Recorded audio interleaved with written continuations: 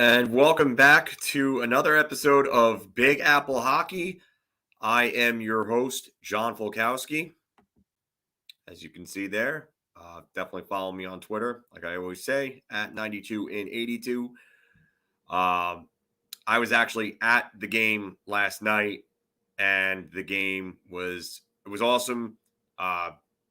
Two bad goals that shouldn't have been goals from Chicago, but I went with some of Rangers Twitter, some of the best people I know from Rangers Twitter. Awesome people. I love them. Great times I had with them. Lou Giordano, it was his birthday, so happy birthday to Lou today. But we celebrated last night. Celebrated my birthday from Tuesday as well. We had some drinks before and after. Hey, John, what's going on there, bud? But we had a great time. But I finally got to watch the encore today. And good evening, Mikey. But yeah, I wanted to watch the encore, and I wanted to actually break it down because there was just madness in our section, including one of us chugging Bud Light seltzer from one of our girlfriend's boots. Yeah, that was definitely interesting. It was pretty interesting to say the least, just to see that. So I like I said, I got to watch the encore. Finally got to do that today, and we will definitely get into it here because you know what time it is.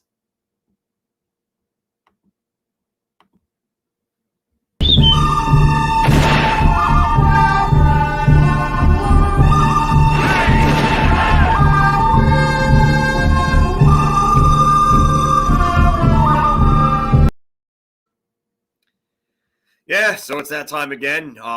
Doing my post game. I know it's a late post game wrap up, but I had some things I had to do today, so I really didn't get to watch the encore until just now. So I wanted to get through with it. Had the Islander game going in the background up over here. So 1-0 Chicago. So you got to wonder if the Islanders are going to break their winless streak at UBS so far.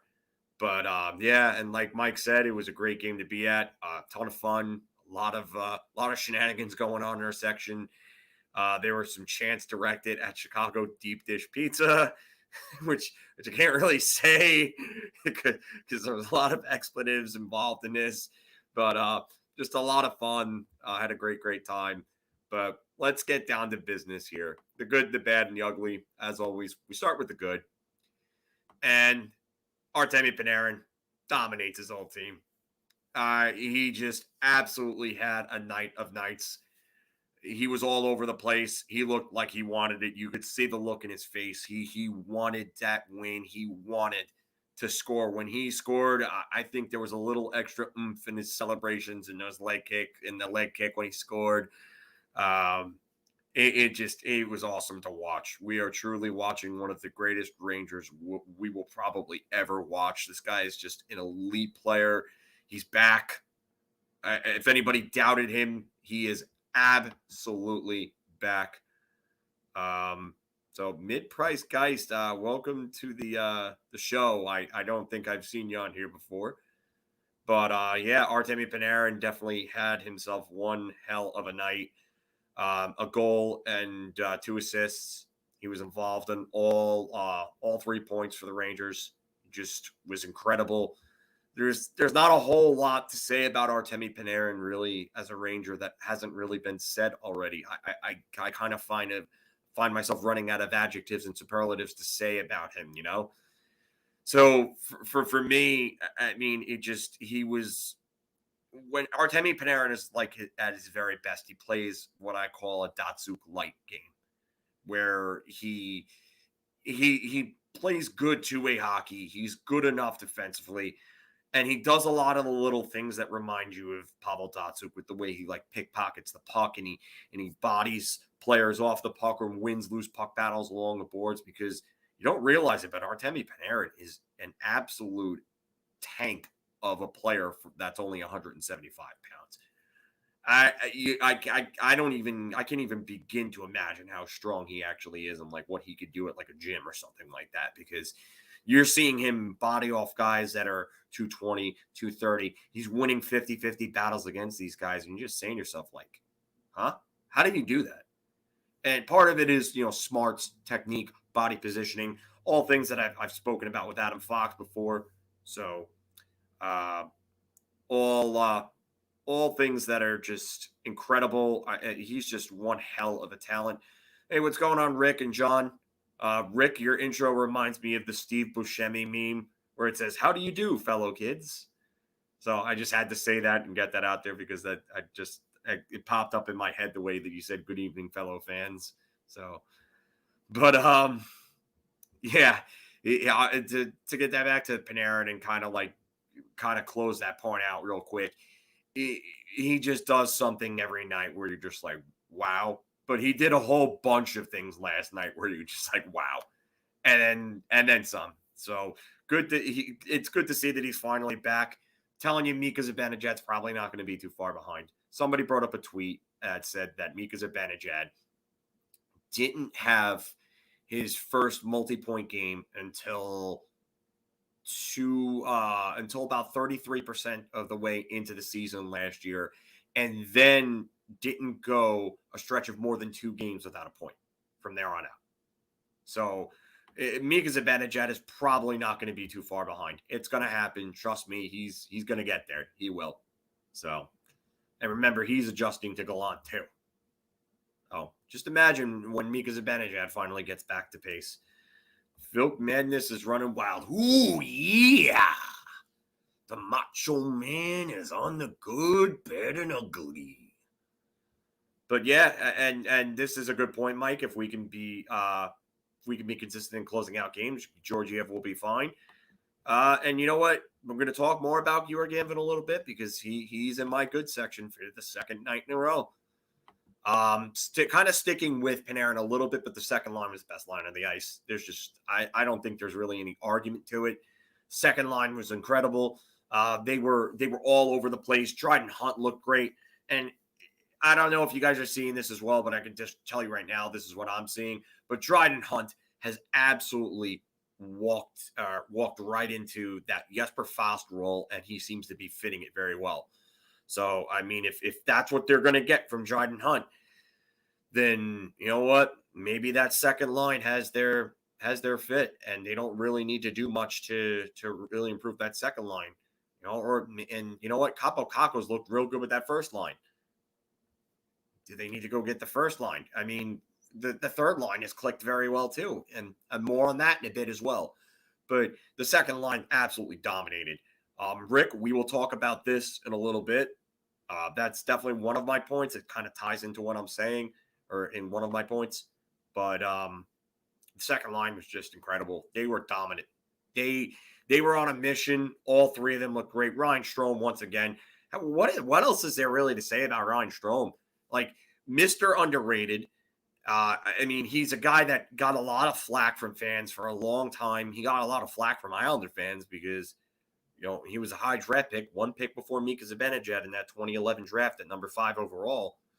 And then he had that one, good 50-point season with the Islanders and then kind of just went off the deep end. But he's really found himself in New York, and he's been a big part of the reason why this line's clicked. I mean, he's got points in 10 of his last 11 games. He's looked great. He's playing some of the best hockey I think he's ever played as a Ranger. And I thought he was really good 2 seasons ago, and I thought he was pretty good last year. So, I mean, that's saying a lot about Ryan Strome. I mean, I want to grab his actual points right now because I'm curious to see what type of pace he's at. I believe he's got 18 points in 19 games. He's just under a point per game. Like, how do you not loving what Ryan Strome is doing right now? I would be shocked. I would have to say that you're probably someone who doesn't really like Ryan Strome if you're not loving it, because he's been real good. And every single time I'm going to go to this last part right here. We got him for Spooner. Ryan Spooner. John, I'm going to talk about Trouba in a little bit because I kind of disagree with the Trouba part of that. Keandre, I agree with you with. But Trouba, we are going to talk about in a little bit. I'm going to move on from the second line because the third line continues to click. They played so well. The only thing they didn't do was score. They played great defense. They were physical. They were winning puck battles along the boards. Alexis Lafreniere threw 3 absolutely monstrous hits. 3 monstrous hits, including one on Kirby Dach. Actually, Chris Kreider hit Kirby Dach, sorry. But Alexis Lafreniere threw 3 monstrous hits. And he won a bunch of loose puck battles. He looked real confident with the puck. I'm not going to continue to talk too much about him now because I'm going to get into him in a little bit as well. But Filipino and Julien Gauthier looked really good as well. I think that line something about that line just clicks. And they're playing well against good and bad teams. And they're coming out and they're being consistent. And you know what? Sometimes the points aren't always going to come. They're just not. It happens. But that line, if they continue to play the way that they're playing going forward, they're going to be a very productive third line for this team for the rest of the season. And that's what this team has needed. They've needed bottom 6 depth. I said this in the last video. We needed bottom 6 depth for a long time. Now we've got bottom 6 depth. I'm saying it again because it's true. It's true. This team has bottom 6 depth now, and it's great to watch. And this third line is a big, big part of it because they go out there and they wear down opposing teams' forwards and defenses just by continuing to move their feet, throwing their weight around, getting chances. The cycle down low looks great. The board battles are awesome. They're doing everything right, and they're a load to handle. Those are all 3 like well-sized forwards that are all at least 6'2" and above. And if Chytil and Lafreniere get above like 200, so I mean, those guys add on weight, forget about it. And yeah, John, Laf is when he wants to throw his weight around, he can absolutely lay people out. So I'm going to move on from that though, and I'm going to talk more about Laf. Turk has gotten through to him. He has. And yeah, this is one of the chants we were doing last night. So yeah, that I'm not going to say it, but yes, that is one of the chants we were doing. So, but Turk has gotten through to Lafreniere. I sense his demotion to the fourth line. It looks like Lafreniere has gotten the message, and he's played a hell of a lot better ever since then. Aside from maybe a couple of games, if anything, I really think that Gerard Gallant has pressed the right button when it's come to Alexis Lafreniere. And I think Lafreniere's one of his best games all season was last night.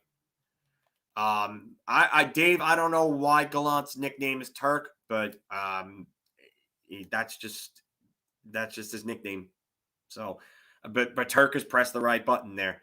So, he was all over the place, Lafreniere. He looked confident handling the puck, and I thought he looked good from the seats. And we were up in 4-16. I thought he looked good from the seats. I went back and I watched it on the encore. He looked a hell of a lot better than I thought in person. So I got to give Lafreniere a lot of credit there. He looked great.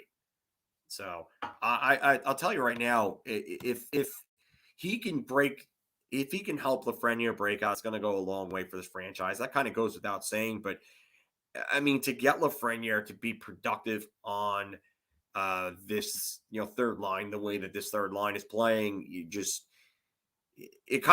I'm not going to lie, it reminds me of a lesser version of that 2014 third line with Brassard, Pullock, and Zuccarello. Those guys all scored. Brassard had like 40 points. Zuccarello had 59 points, just missed a 60-point mark. But the way that they play that same type of game. Heavy, hard-hitting, good defense, solid in their own zone.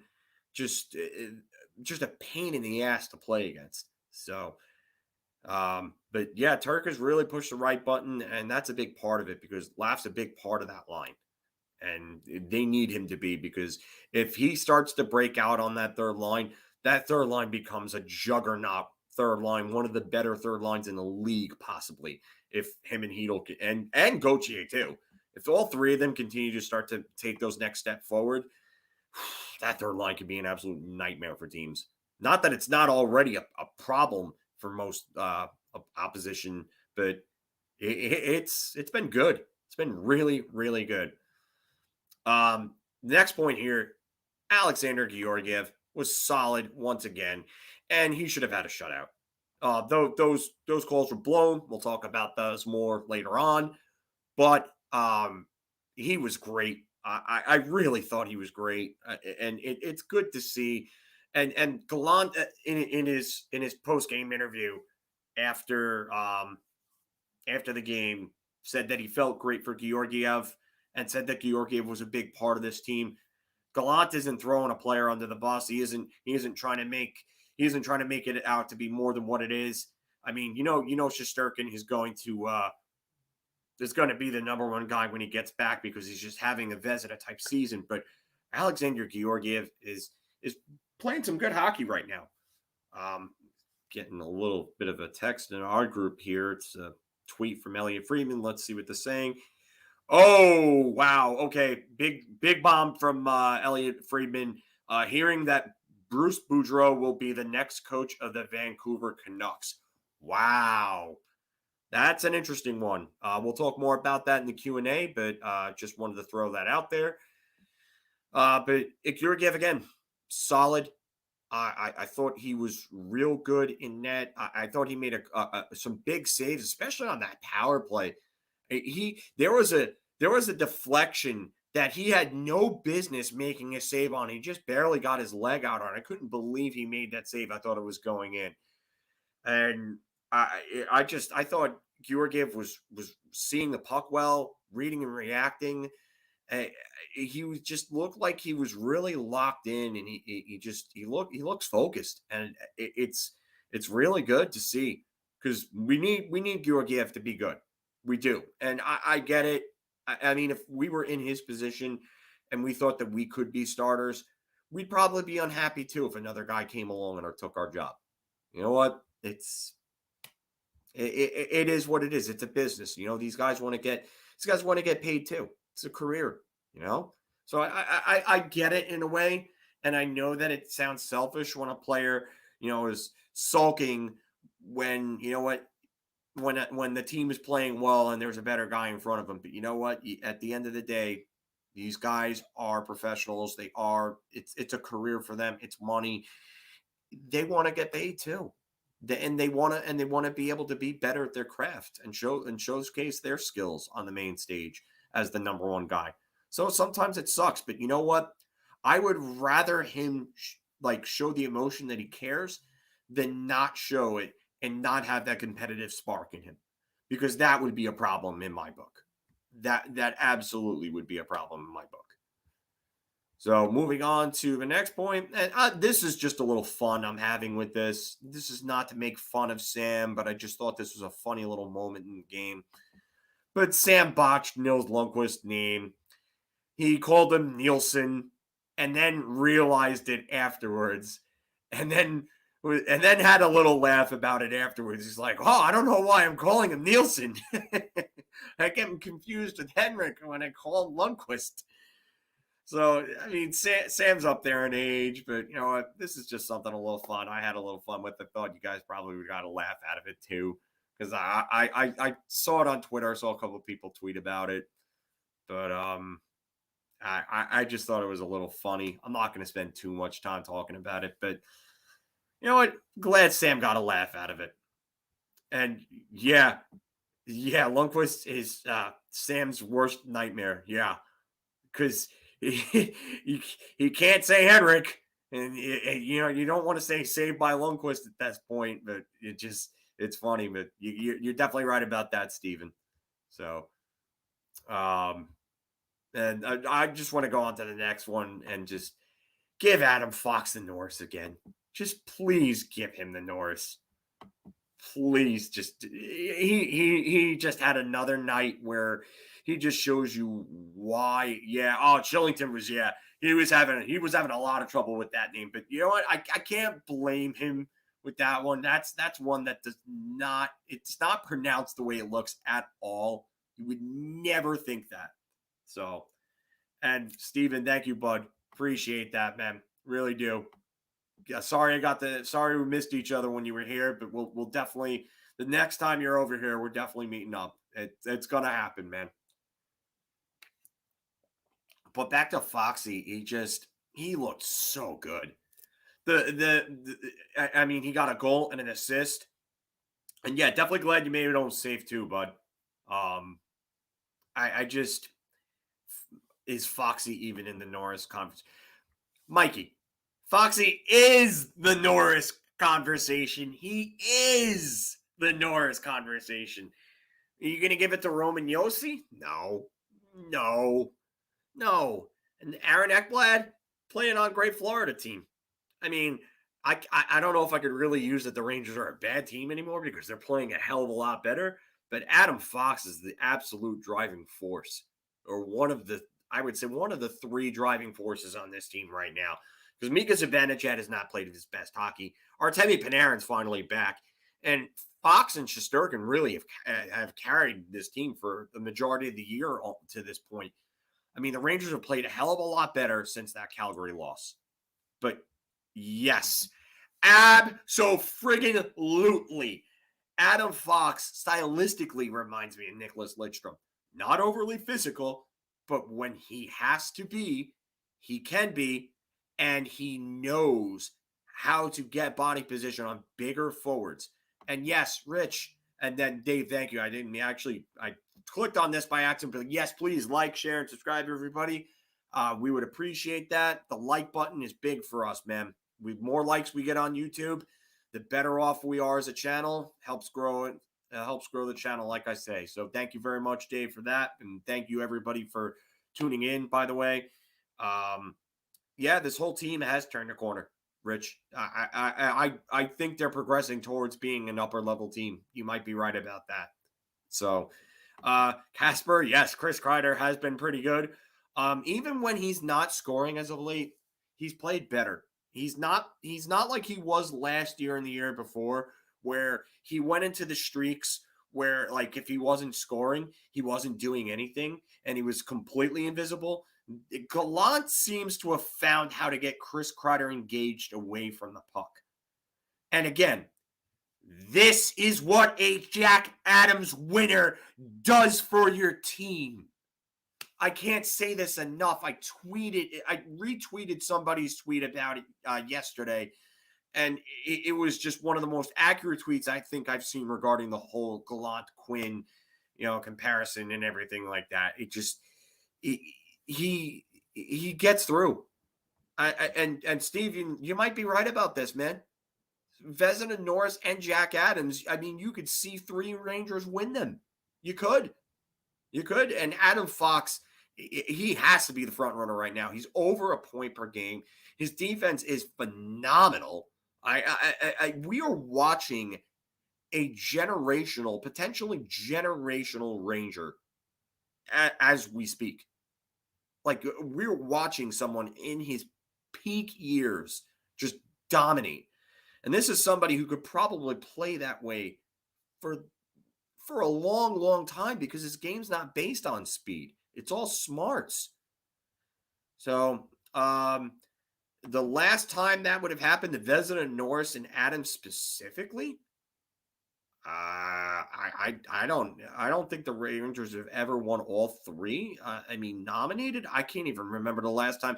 I'm going to ask Steven on that one. Steven might know that one a little better than I would. I would say 91-92. They had Messier win the Hart, Leach won the Norris, and Amante was up for the Calder. But I don't think Roger Nielsen was up for the Jack Adams that year, though. Yeah, so I love what I've seen from Adam Fox, though. I'm gonna move the positivity in another direction to another defenseman because I thought he was really good. Jacob Trouba had one of his best games all year. I have to say it. I've been hard on Steven. Um, hard on Steven, hard on Trouba. I saw Steven and Dave's comment. Sorry. I've been hard on Trouba. Um, Pete, I don't think he was a finalist, though. I know that he got votes that year, but I think I know that I don't believe he was a finalist. I could be wrong on that. But John, thank you very much. We appreciate that. We really do. I'm sorry, I got what could be an important message. Sorry, had to check in on it. But thank you very much, John. You're very supportive, very generous to us, and we really do appreciate that, man. I've told Mark and Anthony about it, and they appreciate it so much as well. So on behalf of all three of us, thank you very much, man. And you know what? We have a great hockey community here, and I know that I know I'm getting sidetracked from the Trouba point, but I want to say this right now. We do have a great hockey community. This Big Apple hockey community, hockey family here that we have, all the people that come in. I love it. I know that we've had a couple of snags where some people that have kind of trolled a couple of Sabres fans, another guy here and there. But you know what? I don't have to moderate these chats when I do these, which is great because everybody gets along. Everybody's good civil hockey discussion, just great. I don't have to worry about that. And you guys are all real good to each other. You guys seem like, honestly, if we all met at a bar, I think we'd have an awesome time. Hey, what's going on, Lucas? But I want this to be like Cheers. Like sometimes you want to go where everybody you're glad to go where everybody knows your name. That's what I want. And I love this. I love this, man. I absolutely love the community we have here, and John makes a great point there. So, but getting back to Trouba, I think that it was whose comment was it earlier on? I'm trying to go through these. Sorry. It was your comment, John. You said Trouba and Miller need to be a little nastier. I disagree. I think Trouba's been pretty damn nasty. I mean, he killed a dude against San Jose. I don't know who that was he killed. That guy might be on a milk carton somewhere out in California because Trouba destroyed his world. But Jake's been good. He's been really good. So I would definitely say that he's been a big reason why this team has turned around because he's really stabilized that second pairing. I thought K'Andre Miller was so last night. Definitely not his best game, especially with the way that he's been playing over the last, I would say, last month or so. But he's I'm jealous. I'm jealous. I'm just gonna say right now, I'm jealous. I had to. Sorry, but I'm jealous. That's awesome. I'm happy for you, but I'm jealous. And you know what, Lucas, you're right about this. I wouldn't. You know what, the points aren't there, but the offense, you're seeing it. He's moving the puck better as of late, and that's a big thing because they needed him to be better moving the puck. Him and Miller are not what I call great transitional skaters. Lately, just me. You're right. He has been. He has been lately, and yes, he did. You're right about that, Rich. And I thought Miller wasn't terrible, but I didn't think he was good either. I've seen it before with him where he's had games where he makes 2 or 3 great plays, and then the rest of his game is kind of meh. I thought that's what this game was tonight for him. If he didn't make the couple of mistakes that he did, like he pinched, which led to the play that scored the first goal for Chicago. His pinch was what led to that 2-on-1. So I mean, he made a couple of other mistakes that I saw, but I didn't think he was terrible. I think he still could have been better, and I think he has played better games as of late. So I'll be honest, but I won't be too terribly hard on him. And yeah, you're right about that, Rich. Sometimes he loses focus. There are still some young mistakes. You're right about this, Steven. His good plays are always exaggerated by while his gaffes are downplayed a bit. And I think part of that is the new shiny toy slash young kids thing. It reminds me of the Gordon Ramsay meme with the where he pats the kid on the shoulder for making the mistake and he coddles the child and then he absolutely yells at the adult for making the same mistake. I mean, I think that's what it is because when Trouba does it, he gets absolutely blasted. And I'm one of the people that does it. I blast Trouba. I've been hard on Jake all year. But Miller definitely gets the easy treatment from the fans. So you definitely see it on social media. But I think Trouba, even though he didn't put up any points, I thought he was really good moving the puck. He looked really good in the power play. So I really think that he's starting to turn a corner. He's definitely starting to turn a corner. Joe, I saw this comment before and I wanted to say, just because I really like this.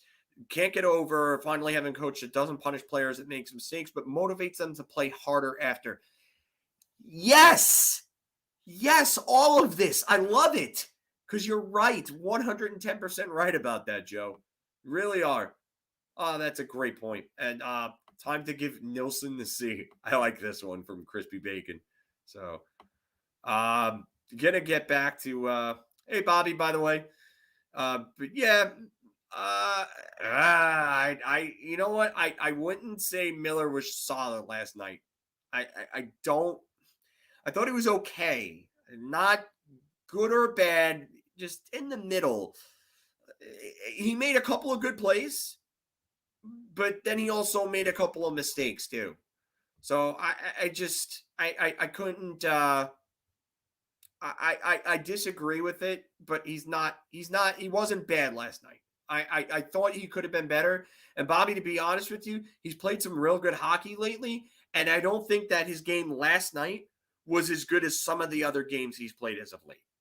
So yeah, he did make a few blunders.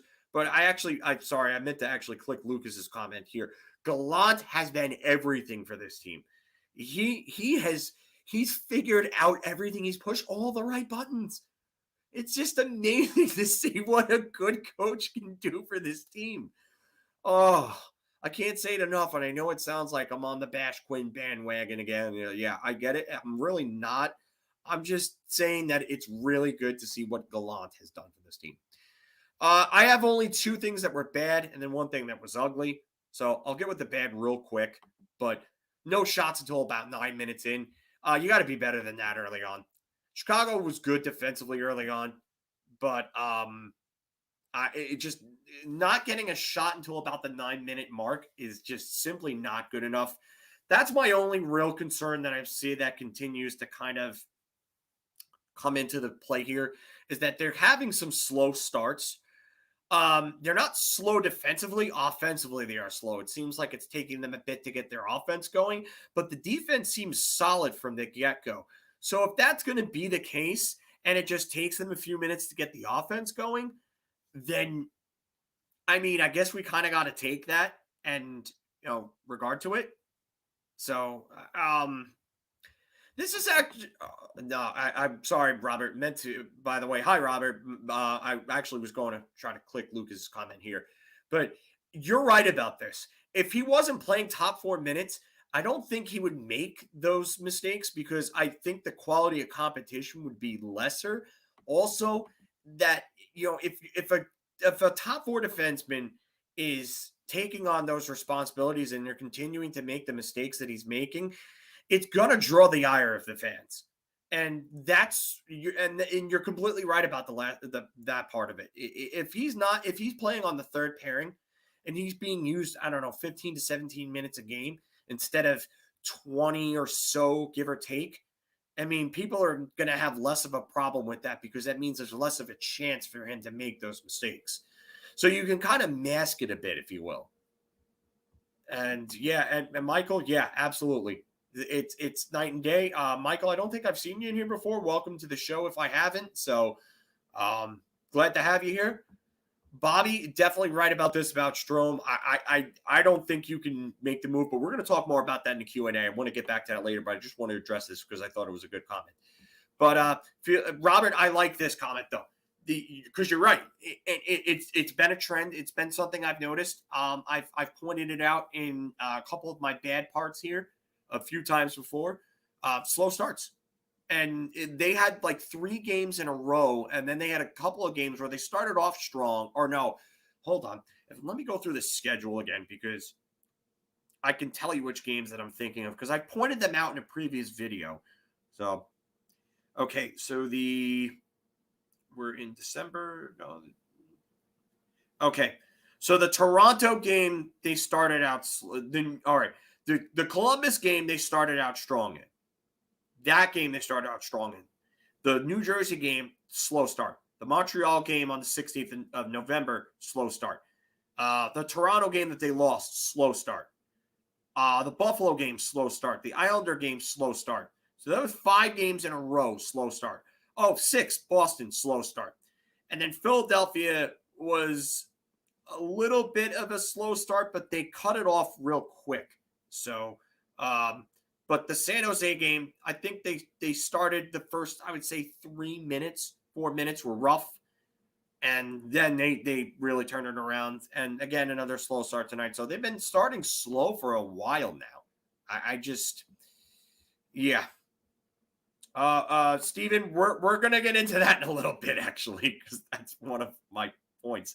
That's actually the next point was Nemeth needs to stop shoving players into the goalies. I'm sick and tired of watching it. I really am. And that goal shouldn't have been a goal, but Patrick Nemeth needs to stop shoving the damn players into the goaltenders. Bobby, I agree with you on Laffy. I actually pointed that out earlier on in my good part. So, but yeah, that first period last night with the 2 teams feeling, yeah, you know what? You're right about that, just me. You know what? That's a tip of the cap to you, man, because that you're definitely right about that. That was definitely a feel-out period. You're right. Lucas, I think you're right about this. They asked a lot of Miller because the left side depth in the organization in general, not even just the main roster, but the left side depth in general really hasn't been too good. I mean, Matthew Robertson's there in the system, but I mean, he's not really close to ready yet. Move Miller to the third pair, play Jones with Trouba. Done. I like that. Give me that. I'm all for that. I'm all for that. And I thought so, Michael, but you're welcome, man. Kakko, yeah, I agree with this, Rich. I have only one other. Oh, can't see on the screen comments you're clicking. Okay. Well, you could see it in the video when the video gets posted. I'm sorry. I thought you guys could see them, but yeah, so hold on, Sue. I'm sorry. I'm just trying to catch up here with the comments. I've got one more bad thing, one more ugly thing, and I will get to all your comments and everything after. But the refs were terrible. The officiating was awful. Okay, so Ariana actually pointed out to me, our viewer Ariana Nicholas, who's usually in our chats, pointed out to me on Twitter that it was the high stick was above the shoulders because it was a pass, and it doesn't have to be. But if you watch the replay, the puck went on net. And by classification, if you deflect a puck on net, that's a shot. That's a shot on goal. That hits Georgiev before it hits the forward. So that's a shot on goal. So due to that fact, that play should be whistled dead. That should be no goal. No goal. So they screwed that one up. I don't know how they got that wrong. I guess they must have not been able to see the fact that hit the goalie because that's not a pass. That is a deflection. That's a puck on net. So that has to be counted as a shot. And then the second one, The puck clearly crossed the line after the whistle. Like, I don't know how they screwed that one up. That's not even a judgment call. That you could clearly hear the whistle and see the puck go in after. And then, I mean, that's yes, I know that, but it's still it's above the crossbar, and that's what I'm saying. The puck cannot hit the stick above. The puck cannot hit the stick below the cross. Yeah. The thing is that it's not a pass anymore. If they tried to, the refs tried to say that it was a pass, but after that puck hits the goaltender, after the deflection from the stick, it has to be below the shoulder, can be above the crossbar. I get that, but it's not a pass though, Steven. Yeah, and that's the other thing, Dave, with the other goal was the intent to wave the whistle. Why wasn't that there then? Why didn't that come into play? Because we've seen that on the Screw the Rangers button God knows how many times in the past. But it's not a pass, though. The first goal wasn't a pass. It can't be a pass if it's deflected. If let's just say a shot goes well wide, and I deflect the puck down, and I deflect it on net, that's considered a shot. It's considered a shot. It's a deflection. If it doesn't hit the goalie, it's a goal. It's a deflection, and I get credit for a goal. I get credit for a shot on net because I deflected the puck on net. So I don't know what these guys are doing tonight. They or last night. They were awful. Yeah. We aren't playing against Gary's Golden Boys. The Islanders just tied the game, but yeah. And Steven, I get it. I get it. It's judgment calls and it's the nature of the game. But if you're going to do this much revamping to the officiating, get it right. Get it right. And they're not getting it right for some reason. And that's sad. And I know, oh, well, you're not an official. You're not paid to do that. Well, I mean, I don't need to be an official to see that they're screwing things up. I don't. So, John, yeah. And that's that. I totally agree. The consistency in officiating is just bad because it seems like every game, some rules are open to different interpretations, and I don't like that. And the major call on Hunt, that's more bad officiating. Sluban being Sluban, again, more bad officiating. I mean. It's just terrible, it's, but I mean, those are my thoughts. I've seen your guys' comments. I'm going to go through some of the comments. I'm going to try to catch up because I wanted to go through with these. So, John, what's frustrating is I know he's young as Miller doesn't use his size and use the body. Couldn't agree more. It reminds probably the old Ranger heads of Willie Huber. So, totally agree with that, John. Rick, Gallant would chew Quinn up and spit him out like chewing tobacco. I think Gallant's mustache would beat the crap out of Quinn. So that's just me.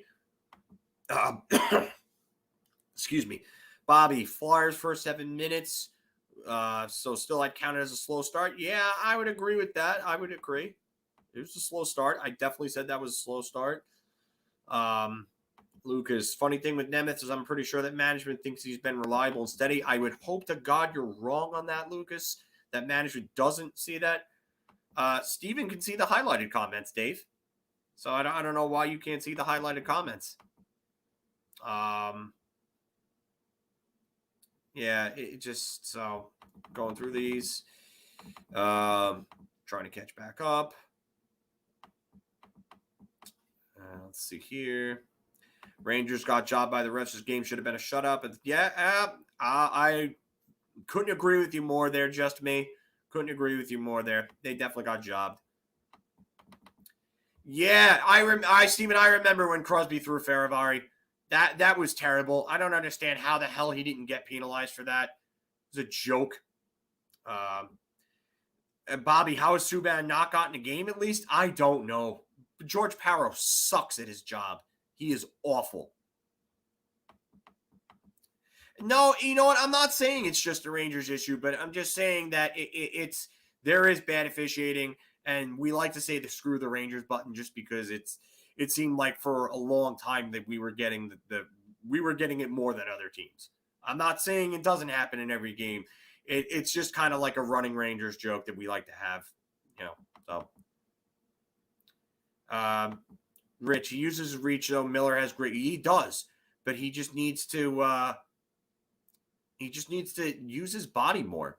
So, again, see Tim Peel and the hot mic. Yeah, I get it. I get it. But Rich can see the comments too. Oh, well, okay, all right. So everybody can see him.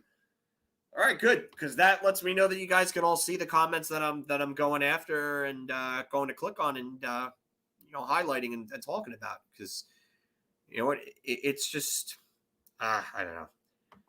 Yeah, I think that maybe this is right, or maybe they do. I don't know if you guys remember Wild and Crazy Kids on Nickelodeon, how they would do Dizzy Bat Baseball and they would like spin around like this with the bat and they would go swing and they would miss. Because I think that's how George Parros hands out these stupid suspensions and fines and stuff, because he just, there's no consistency whatsoever. Marchand gets 5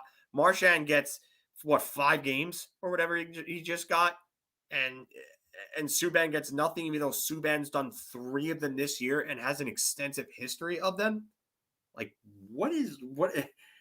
I can't anymore with this crap. I can't.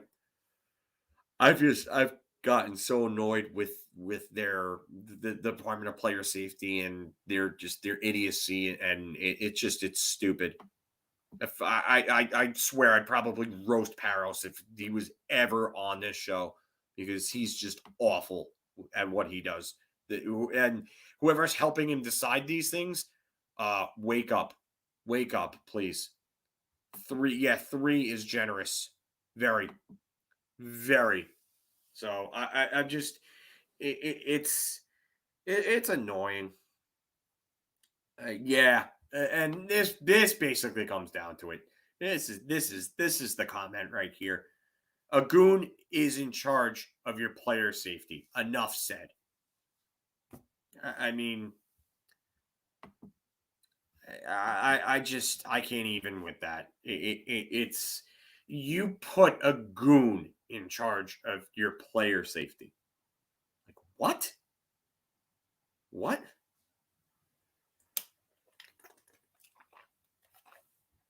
Watching Jaden Gruby tonight, and just thought that on the kid that got the first star, Arshdeep Baines. That is an interesting name. That's not a name I don't think I've ever heard in hockey before. But good for Arshdeep then. Getting the first start of the game is always a good thing. But it's funny we talk about prospects. We were talking about Brennan Othman, Steven, while you were over here. So we talked about his snub from Team Canada in my last Q&A on the Good, Bad, and Ugly that I did for the San Jose one for Friday night when I did it. And a lot of people were upset about Brendan Othman getting snubbed. Not a great sight to see Brendan Othman get snubbed. Happy for Will Cooley, but I can't believe the season Othman's having. It's and you know what, Steven? I'm gonna give you credit because you pointed this out before anybody. And you stated that he had his season in Switzerland looked bad because of one really bad stretch. Otherwise, he played really good, consistent hockey.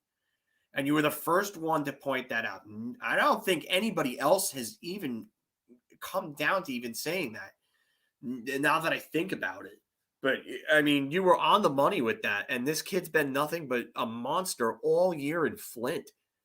So, obviously, he did something right. And I think playing against men probably did a world of good for him. And yes, Rich, he absolutely is. He's been monstrous this year. So, Lucas, Do I think Trotz's seat is hot at all? Seeing that a few coaches are about to get canned, wonder if he going to be. No, I think Barry Trotz is like God there. He is like God there. So yeah, um, he's the best coach they've had since Al Arbor in '94. I mean, when after Al Arbor retired, they have not had a coach nearly this good since. So I definitely think that you're seeing an all-time great coach for the Islanders. He's a Hall of Famer. Nobody's going to question him and his pedigree. He's got a Stanley Cup ring to his name. He's going to be a first ballot Hall of Famer. His seat is not hot at all. He probably will go out on his own terms. So I do not think his seat's hot. I think he has nothing to worry about. And yeah, this is what I was talking about. The 15 points in the 17 games, then 0-13 and ending with 3-8. And his team with the 4-9 record in those 13 games, including the 8-game losing streak. So exactly. And that goes to this comment. And you know what? If that team didn't play as poorly as it did, Othman's numbers look a little different, and he might go higher in that draft. Because it's funny because Hockey Guy did a video on Brennan Othman for last year's draft, and he basically pointed out that a bunch of the scouting services had him right where he was pretty much taken. So it was like McKean's, Redline, ISS, consolidated rankings, and something else. There were like 5 different things. But, and you're right. With Othman, it is obvious because you could just see it. Like I said, I you know what? I made the Adam Denmarsh comparable, but the more and more I watch him play, yeah, I saw that, Dave. The Kirby came close to that. Oh, I got to get this banner off. I didn't realize I still had it up. But yeah, Kirby Doc came very close to scoring a power play goal there. I thought he was going to untie that game. But it is obvious with Othman. Othman has just been incredible. He's been a real play driver offensively. For a guy who's really known as a sniper, he drives play. And I make the Adam Denmarsh comparison, but I don't know if Denmarsh had the type of skill that he has. He plays a very heavy game like Denmarsh, and he can crash the net and go to the dirty spots to get the goals. But Denmarsh definitely never had hands at a shot like Othman. I'll tell you that right now. Othman has a cannon. He has a blistering one-timer. He fired one. His 14th goal was just a cannon of a one-timer. I couldn't even believe how he fired that puck. The Rangers have room for a play driver winger. Yeah, we do. I just hope that Brennan Othman can play right wing at the NHL level because he's a left winger. So, Rick, has PK ever been suspended by the NHL? I don't think so. I don't think so. So, yeah. And Paros was a shit player and shit official. Rich, yeah.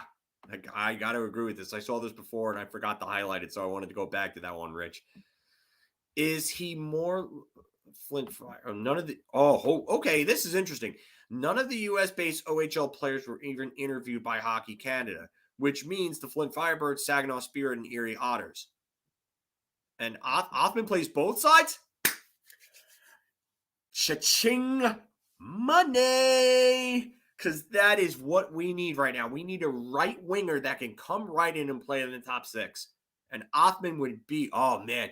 Imagine if Brendan Othman pans out for this team. Forget about it. Is John, are you asking if Othman is more like Mark Stone?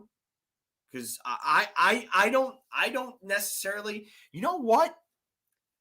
I don't know if he plays the heavy game or Stone plays the heavy game that Othman does. Othman plays a very heavy game. If you watch Othman a lot, I would say he I like Denmarsh, but I think if you gave Denmarsh better hands and a better shot, you'd have Othman. It's hard for me to say who Othman plays a lot like.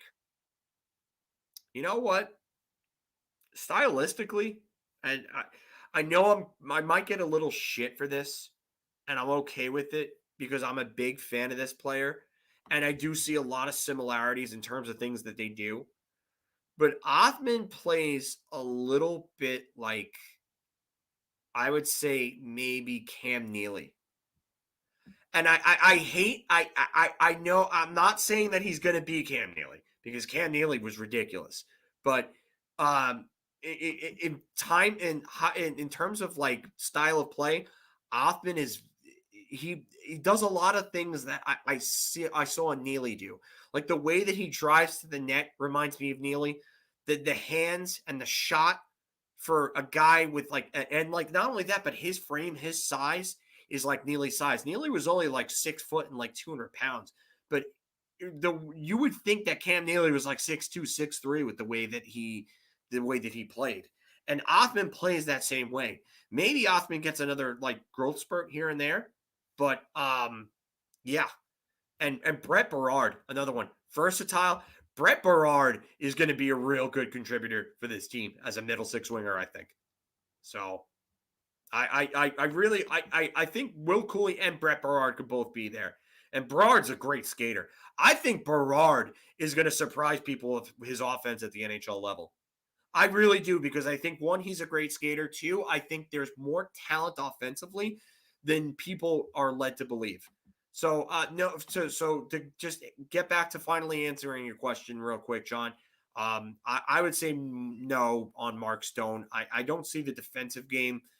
But again, that's something Mark Stone didn't develop there. He wasn't always a great defensive player right off the bat. He developed that. So, but Lucas, I agree. I can't wait until Berard gets up. Berard, I don't know if Cooley's a stud, Rich, but I think he could end up being a better player than people think too. And yeah, I knew this. I knew I was gonna get it. I'm not saying he's going to be Cam Neely.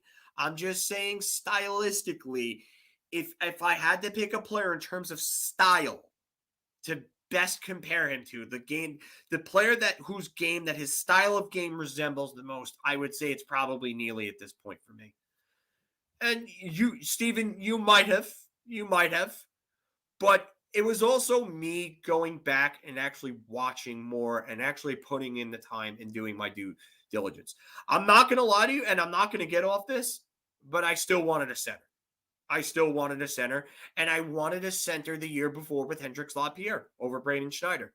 But Braden Schneider is another one. I watched, and Braden Schneider's development, he won me over. I have to be honest. And I'll eat my crow if these guys end up becoming like core players for this team. Brett Berard, 5th round pick, I believe, in 2020.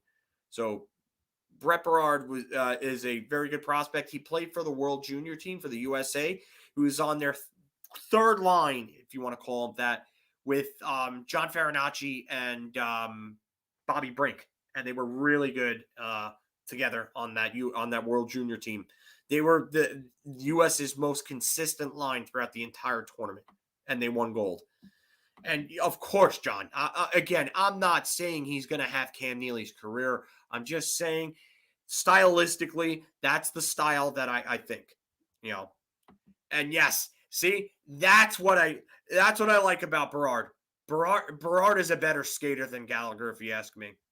So, Lucas, I was the same exact thing for me. I wanted centers because we needed a center, and Svechkov would have been a good pick. I think he's still going to be a good player, but Othman's shutting me up right now. And I would love for Othman to continue to shut me up. And I love the fact that his dad liked one of my tweets that I mentioned him in, because that was awesome. So, but Rick, you're gonna hear more of Brett Berard. Trust me. Yeah, I don't blame you, big blue shirts. Lundell would have been a great pick. Steven was a big proponent of Lundell. I liked Lundell. I thought he would have been a solid player. I think I'm starting to believe that he's probably going to be a better offensive player than I ever thought at the NHL level. And if that's the case, a 1-2 punch down the middle of him and Barkov for the next 10 plus years is absolutely frightening, because Lundell's a really good, really smart two-way center, and he's a bit more dynamic defensively than I ever thought. And oh, yes, we are going to do that, Steven. We're going to do that. We're going to do a prospects episode. We're going to talk about that. I'm going to talk about that with Mark after this. So we'll do that. And for all of you guys that are out there watching right now, definitely tune in for that. Me and Steven are going to be live together. We're going to be going over prospects. And yes, I remember I wasn't completely sold. I thought he would be like a 60-point player. But I'm thinking that Lundell could be a 70 plus, maybe even 80-point player at the NHL level. He has got some serious skill, and he's got incredibly high hockey IQ, which I knew he had high hockey IQ, but I didn't think he had the top end elite skill that I'm seeing so far. So I don't think Trouba is getting moved. You might be right, Lucas. If he continues to play well, if anything, Schneider's coming in for Nils eventually. I don't know. Time will tell on that, Lucas. I'm not sure. But Joe, what if Berard, Cooley, and Offman can become Stepan, Dubinsky, and Callahan, but with offensive foundational players around them and a coach that's optimizing their play? I'm just going to say this in the best way possible, but I got a little excited reading that. Not going to get too graphic, but that's every Ranger fan's dream right there. You can choose to add another word in that sentence if you'd like, but yeah, this is what we want. This is what we want. So I will think that I think that we are looking at a team where you're going to eventually add these core role players. And I say that I hate using the word role players because I think that these guys can all come in and be real good defensively, or not even real good defensively, but real good offensively as well, I should say. And yeah, holy beep, yes. But yeah, it's pretty much this. If those three can become those guys, then the team will be insane. You're right, Lucas. Rich gets it. Yeah, imagine the 2010-16 Rangers, but with elite scoring. Yeah, pretty much. This is it. Ooh, Adam Pelech just left the game. Not sure if returning in third period. Blocked a shot with an exposed arm and hand. Ooh, that's not good. That is not good for the Islanders.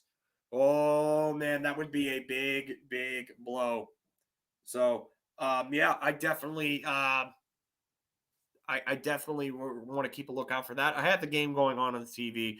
I'm trying not to stare too much at the TV because I don't want to miss any comments or anything like that. And I'd rather be talking hockey than watching the Islanders anyway. But I try to catch, as somebody who's covering both New York teams, we are Big Apple hockey, so I do have to cover the Islanders too. So trying to do a little bit of both here, balance everything. But yeah, I think that we to get back to this, we're going to do a prospects episode, and Steven's going to be on with us. I'm not sure if it's going to be all four of us, or if it's just going to be me and Steven, or if it's just going to be me, Steven, and Mark, just because it's the Rangers prospects. But I think that I think if anything, we're going to have Steven on, guys, and we're gonna really get going down to the core in these prospects. And Steven's one of the bigger and better prospect guys out there for anyone who's not really like a professional scout. He's a man who knows his shit about his prospects. So yeah, we're gonna do that. So we'll keep you all updated. I will talk to Mark and Anthony about when we want to do one of these, but we're definitely going to get Steven in on this, and we're going to do prospects and stuff. Yeah, I get it. A lot of Ranger fans in here are probably saying the same thing. Don't care for the Isles one bit, but you know what? Anthony's a good dude. We love Anthony. Anthony is family. He's like he's one of my very best friends. That's the kind of guy that over the years has done a lot of, good things for me. So I would give the shirt off my back for that, man. And Rich, I appreciate that, and that's awesome. I would love to hear all you other guys' input on it too. Prospects episode. What do you guys think? Definitely, please let me know in the comments. Anthony Beefcake Lorocco. Yeah. Oh, just me. Trust me, just me. And like Islander fans around here can be intolerable. I have some good friends that are Islander fans, but especially on social media, there's one asshole that has made jokes about Alexis Sharapanov's death. I swear, if I ever meet that guy, I'm punching him straight in the face because I that's not cool. You don't screw around with anyone's dead relatives like that. But I can't even. Some of the Islander fans can just be annoying on social media, but on Long Island, we're not all like that. So yeah, Anthony is definitely one of the real ones, and trust me, I've been to so many Islander games with that kid when the Islanders were bad, when they were bad, when like Mike Dunham and Rick DiPietro were their goaltending tandem. That's how long ago I was going to games with Anthony. So Anthony's a real one. I give him a lot of credit. I have a few other friends that I know that are total diehards that love that team. So, beyond the prospects episode, I would love more episodes that focus on one specific topic more in depth. I like that. Just to elaborate on that, Lucas, what topics are you thinking about? Like, because we're all open to ideas. I mean, I sometimes do like I did my Rangers what ifs. I did that. If you've ever seen that video, if you haven't, check it out. But I like doing that. My Islander friends have been unusually silent. You don't say, Mike. You don't say. So, and yeah, UBS is beautiful. I will be at UBS on Wednesday for AEW for wrestling. So I'm going to get to see how that is. I'm going to check that out. I kind of want to go in early myself and kind of just go around and check the building out and see how it is. So definitely going to check that out. I'll give you guys a little review of what I see. But yeah.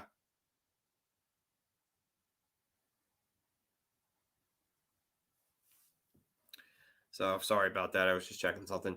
But yeah, best thing to come out of the Isles season so far is their silence.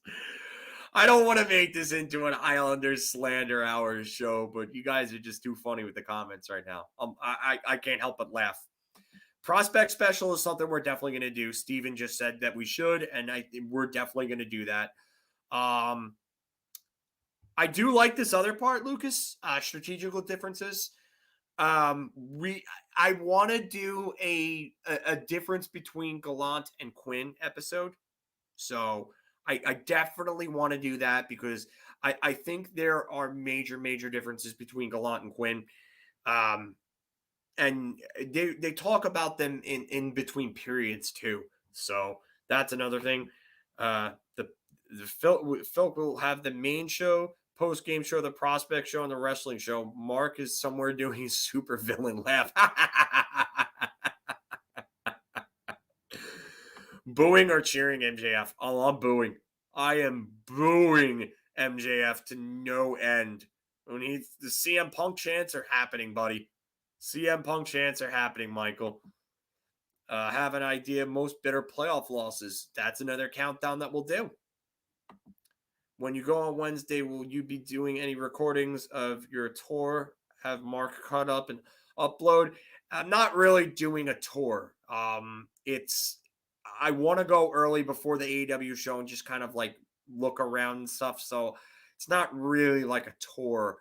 We were supposed to get a tour in, but that never happened for whatever reason. And we were going to do kind of like maybe try to do a video on that. But I don't know if we could really do that at this point.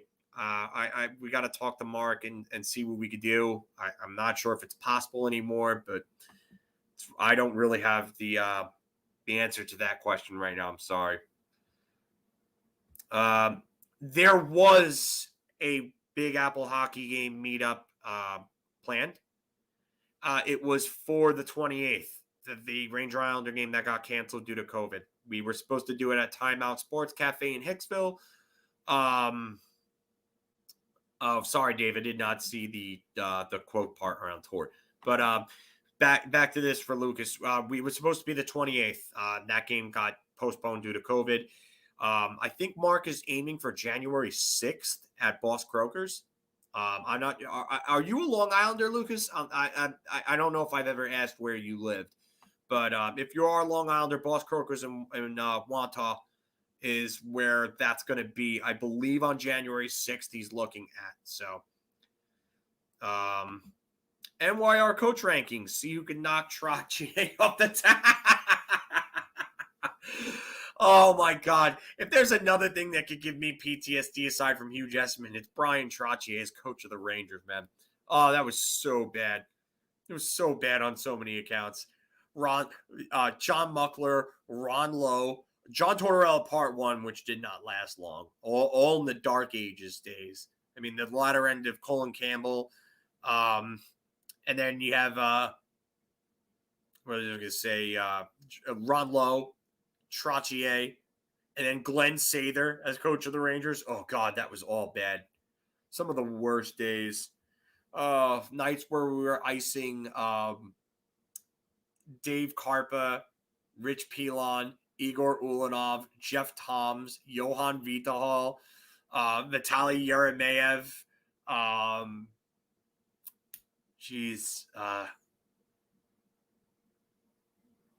So, yeah. It just, oh, my God. I can't even begin to tell you the way that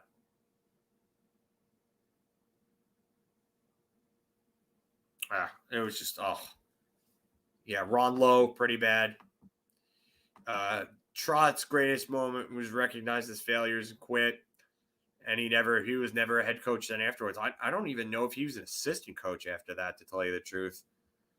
I'd be throwing rocks at Trotz. Please don't throw rocks at Brian Trotz. He doesn't deserve to have rocks get thrown at him. He was a bad head coach, but just, he was in over his head. We were icing a lot of shit for sure. Yes, we were, Rich. And yeah, names that we haven't heard in a long time. Yeah, I would I just Stanislav Natchker, Sylvain Lefebvre, Stefan Quintal, Dale Purinton, just some of these bad names. Ugh, bad memories, but also some good ones in ways. There were some good games in those times that I had fun with. The Eric Lindros hat trick against Atlanta on the fly line in 2001, 2002 in November. I was literally 2 weeks before my 16th birthday. So, 2 weeks before my 16th birthday. Yep. Davey. Hey, Davey, what's going on, man? Long time no see. I'm wondering what I would think to have NHL having a 10-team division in Europe. I don't know if that'll ever happen because of the travel. Ivan Baranka and Roman Indoor. Oh, God. Valeri Kamensky. Yeah, another one. But sorry, I got a little distracted there, Davey. But I don't know if that'll ever happen. I know that Steven and a lot of other European Ranger fans and European hockey fans in general would love it. I'm just not sure if that could work. Maybe if you do that, then maybe you have an inter-squad game between the European division winner and the North American. I don't know. I just think that it's going to be tough because a lot of the top talent is going to want to play in the NHL, and I don't think the North American players are going to want to go live in Europe to play for a European team, and that's why I don't think it would work. So, yeah, but I don't know the legal reasons that you're speaking of. I'd imagine it have something to do with the other leagues that are over there right now. Oh, okay. Labor law in Europe is vastly different. vastly different in Europe than it is from the United States. Makes sense. That makes a lot of sense, Stephen. I don't know all the European labor laws. That's definitely more up your alley than mine, my friend. But I'll tell you right now, I could see what you're saying there, and I think that the geographical reasons will prevent it. I also don't think a lot of North American players are want to play in the NHL for teams in Europe. The logistics don't make a lot of sense, Davey. So, and this is another to the point again. I think the NHL ice dimensions would be used if there was an NHL division in Europe. So, I don't think they would use IIHF. So, but Tom Pody is another one that was just some bad times. I know he was an all-star for the team in 2003, but that was because he was a replacement for Brian Leach, who broke his ankle blocking a shot. So, I don't. Those are some names. I definitely want to do that too. Maybe we should do like a top 50 worst Rangers in like the in the last years, or the last 20 years or something like that. Last 25 years, we could do something like that. But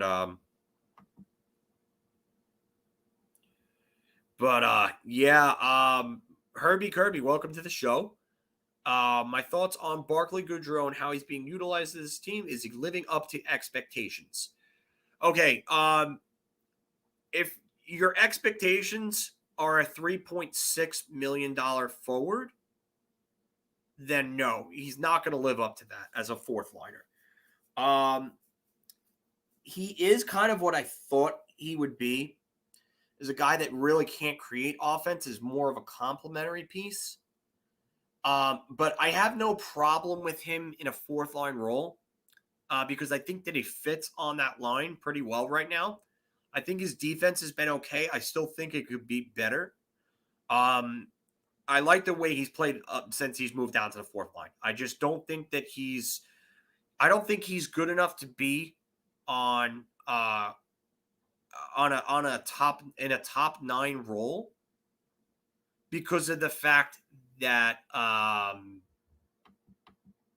he can't really create his own offense, and he's not someone who could be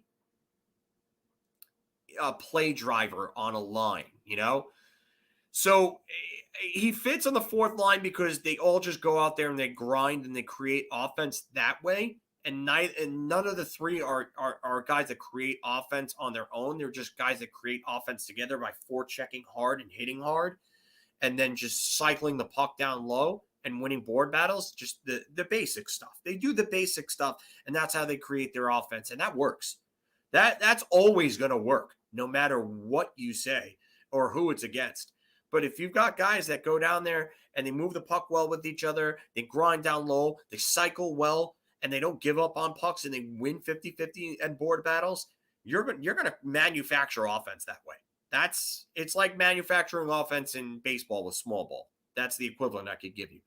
But I like the way he's utilized on the team right now. Do I like his contract? No. But he was never going to live up to that away from Gord and Coleman.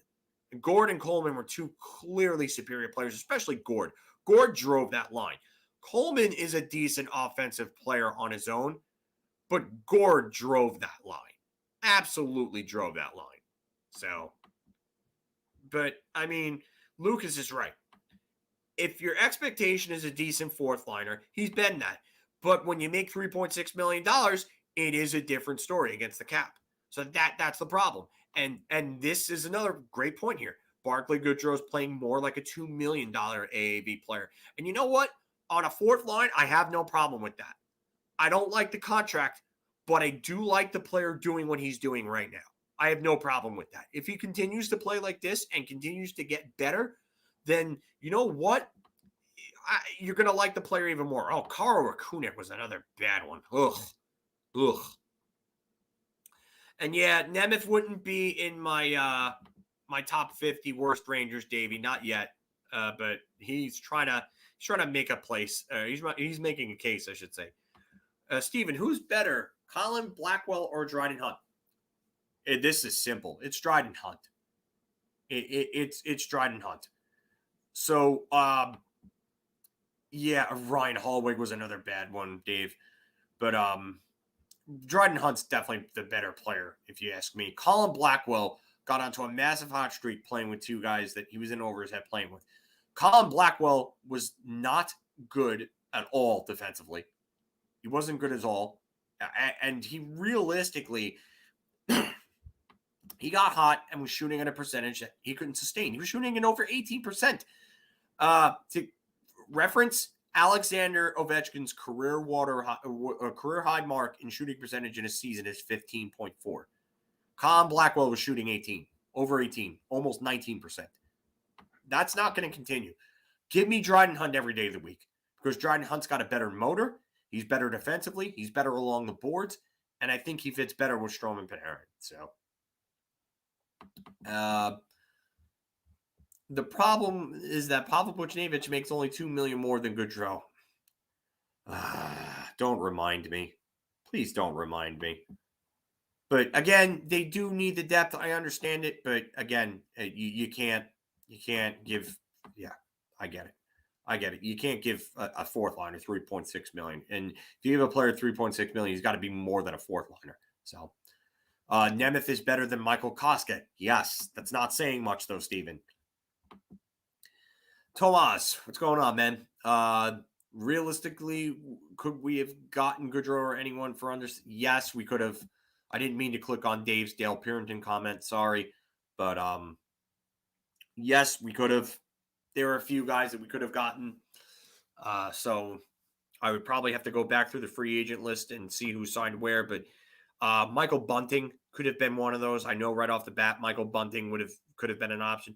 I mean, they got one in Dryden Hunt.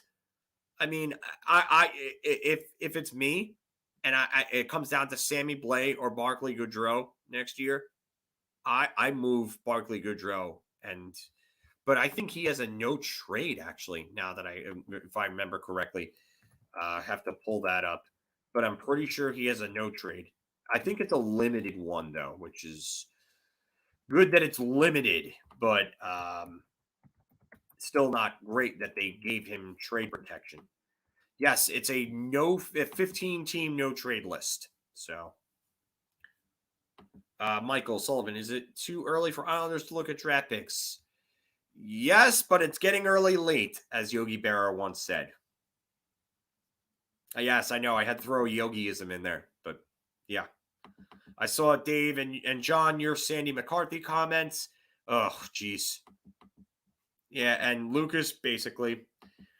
Marcel Hossa, the shitty one. I liked Marcel Hossa. I think if Marcel Hossa played in today's game, he would have actually succeeded. Tweeners like him just didn't get a fair shake back in 2005, 6, 7 because of the fact that the NHL used to have that, the bottom two lines have to grind and play defense only type mentality. That's gone now. So Marcel Hossa would have succeeded in today's game. He would have been a decent middle six winger. Steven, speaking of Ovechkin, since 1944, only 4 other players have scored 20 goals in the game's first 25 seasons to start at age 30 or older. I think Brendan Shanahan is one of them in 2007, if I believe correctly.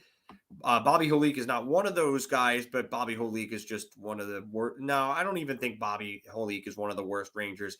I thought Bobby Holik was actually decent. He was injured in 02-03 his first season, and 03-04 his second season. He led the team in scoring, so I can't really say that. His contract was bad, though. Joe, I forget which YouTuber was watching the summer, but they were saying Hunt was going to be a sneaky good player for the Rangers. I can't remember if it was Hockey Guy, Top Shelf, Lego Rocks. I know what you're talking about. Somebody did say Dryden Hunt. Maybe Gravite said that. I'm not sure. Wojtek Volsky, Rich. Oh my God, yeah. Remember the shootout with him? Those are filthy. I care too much about hockey to live in Arizona and not even know how to ice skate. You can always change that, buddy. You can always change that. Just me, I think Drury got Gaudreau because of his cup experience. Yes, that is a big part of it. That is a big, big part of it. Steven should have traded for Connor Garland instead. Couldn't agree more with that. Connor Garland is someone who I've said on many videos now that he would be a perfect fit because of he plays like a gnat. He's annoying as hell to play against, and he's just a guy with a motor that just never stops. I would rather have Morgan Barron than Gaudreau with that contract. To be honest, I don't blame you one bit there. I agree with that. He got a no movement clause, Vincent. I don't know who you're talking about there. I don't know if you're talking about Gaudreau there, but Gaudreau does not have the no movement clause. He has a 15-team no trade if it's Barclay Gaudreau that you're talking about. Signing a player because he won a cup elsewhere is a bad strategy. Yes, seen Mike Keane, seen Brian Skrudland. Has not worked out in the past. Bill, what's going on, Bill? Thoughts about bringing Eric Stahl again? Nope. No thanks. Vincent Bova again. Jan Hlavich. I like Hlavich on the checkmates line. Alfredson, Yager, Dion, Esposito, and Lemieux. All right, so I had the 05, 06, 07 time period correct. I said Shanahan because I know Shanahan got off that ridiculous start, but I should have said Yager because his 05, 06 start to that season was ridiculous. He was just unreal. Mario Lemieux, Phil Esposito, Daniel Alfredson. I can't believe Alfredson's one of those. Michael Samuelson traded for they got Adam Graves for him. So hey Jason, what's going on, buddy? Yeah, long time no see. Definitely still a little sore from hockey before. Good skate earlier on today, buddy. That was fun. The Canucks firing Green and hiring Boudreau. I mean, Bruce Boudreau is a good regular season coach. He's going to be a guy that comes along and he's going to get you regular season wins. I don't think he's the guy that's going to win you in the playoffs. He'll improve your offense, and Vancouver's offense needs improvement. And he's really good with power plays for some weird reason. So, yeah, I think that's good for Vancouver. It'll help get them probably back in the playoff picture eventually at some point. Maybe they miss it this year, but I think it's a good step moving forward for them. I think if they want to ultimately get to the goal of winning a Stanley Cup, I don't know if he's their guy though. He doesn't seem like the type that to win it all, you know. Lucas Hunt was a big analytics darling. Yes, he was. Enver Leeson. Oh my God. I traded Lori Korpikoski for him. Oh man. Steven, we are primed to win every shootout with Christensen, Zuccarello, Wolski, but not good enough to get there. You're forgetting Freddie Sjustrom, Steven. He was a shootout master. That guy was awesome. Dylan, what's going on, buddy? How you feeling? I know you got worked a little earlier on, so you got your fair share of shots on you, bud. Kevin, first time I think I'm seeing you, Kevin. Welcome to the show. Are the JT Millers just rumors? Yeah, I don't think I'm going to say this right now. So, JT Miller has term left on his deal. And I've said this in the previous video. I've also said this on Twitter, but I think that any player that they get by the deadline, any type of acquisition is either going to be one, a rental, or two, a young cost controlled player that doesn't have a big cap hit, because they can't really afford to take on a lot of cap next season and the seasons after. So I don't think JT Miller fits. I also don't think the Rangers want to go back to JT Miller after the way that he kind of like just never got it right with them. You know, and Steven can attest to this. And he's also come out publicly and said this, but JT Miller stated that he didn't wake up until he was traded from Tampa to Vancouver. So I really don't think they're going to go down that road again. Will Kreider hit 30 goals this season? Yes. Will he hit 40 is the question. He has to hit 30 now. He can't not hit 30. If he doesn't hit 30, oh man, he's never going to hear the end of it from Ranger fans. So Todd Harvey was a good Ranger, Rich. I liked him. I won't say he's a bad one. Yes, Big Body Pickles has entered the chat. Yes, Aaron Voros, who also played with Nikolai Zherdev and Brandon Dubinsky on the PlayStation line. Yeah. So, yeah, that definitely was a good skate, Jason. A lot of fun when you got a competitive, real competitive skate like that. And you know what, you will, Dylan. You'll get better, buddy. It's time, it's practice. Don't be too hard on yourself, man. Don't be too hard on yourself. Rion Vancouver, Darren Dreger saying Jim Benning. Well, that's been for a while. Jim Benning's job has been on the hot seat. I just don't know if it's going to be sooner than later. Kevin, anytime, bud. Keep firing with the questions, man. We'll be here for a little bit. We got a lot of viewers on. It's still a little early. But yeah. So Dan Fritchie, yeah, he was a part of the Nikolai Zherdev trade.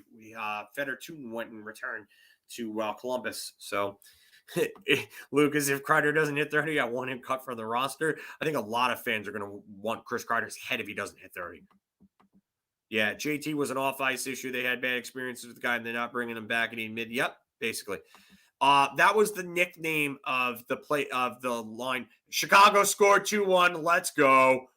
I know every Ranger fan is going to be happy about that. But yeah, the PlayStation line was Brandon Dubinsky centering Aaron Voros and Nikolai Zherdev. And they got that, I think, from playing NHL on PlayStation with each other. So that's why they were called the PlayStation line. So, yeah. JT Miller was on the fourth line in Tampa because he missed practice more than once. I'm not surprised like that. JT Miller was and yes, yep, that's, yeah, that was it. That was it. Okay. Just saw that. I'm trying to catch up with all the comments here. Tomas, thoughts on Bickle? Looking back nowadays, he wasn't as bad as I thought he was, but I remember when I was a kid, I remember hating him. I don't know, Tomas. I don't think he was good. I think he was far from good. I think he was pretty bad. That's just me. All right, I'm going to put it this way. When your coach trusts you only enough to play 1 minute and 36 seconds per game in the playoffs and shortens your defense corps down to 5, then that's not saying a lot about you.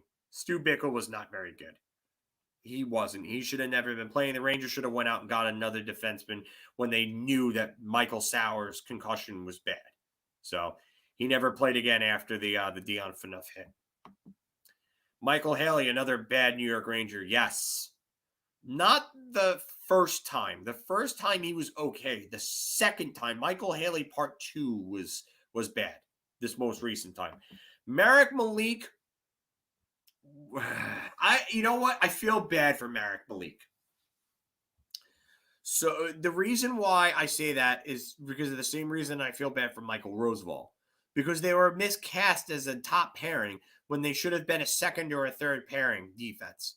And they were only that way because the Rangers defense was rounded out back then by Tom Poti, Darius Kasparaitis, Fedor Tutin, and Sandis Ozolinsh and others. So, I mean, that's not a good defensive group. That group was carried by Yager and Lundqvist because that defense was awful. And then they ended up getting Palmieri the season after Dan Girardi came in. So, and Dylan, do I think the Rangers are making it to the playoffs? Yes, they absolutely are at this point. They would have to have a monstrous collapse to do so. But if you're watching, watch closely, Dylan. And this is part of you just learning the game. You're young. So you know what? You're going to learn these things and you're going to see them and you're going to be able to recognize them as you get older and more experienced watching the game. And listen to what your father's saying too, Dylan. Jason's all over this. And he's probably seeing it too. But this team is starting to gel under Gallant. And that's like the biggest thing. And they're playing solid defensive games, solid defensive effort against Chicago, solid defensive effort against San Jose, solid defensive effort against Philly. I mean, like you look at these efforts and they are just playing so well. So you know what? You got to love it. You really do. So Davey, I am assuming that Georgiev is not going to be traded until the offseason. Yeah, basically. I don't think they were going to trade him to begin with, but yeah. Stu Bickle reminds me of those Make-A-Wish kids who got to skate with the team for a day. Stu Bickle, I don't know how Stu Bickle ever played in the NHL because he was just terrible. He really was. Alexander Daig was an amazing Ranger. Yeah, I can see the sarcasm in that emoticon there, or emoji. Michael Sauer was very good. He was a real good young defenseman that was playing well, and then that Dion Phaneuf hit just destroyed him. If you guys remember when he first came up in the 2010-2011 season, he was actually paired with Ryan McDonagh on their second pairing. The top pairing was Stahl and Girardi. The number 2 pairing was McDonagh and Sauer. Sauer on the right side, McDonagh on the left.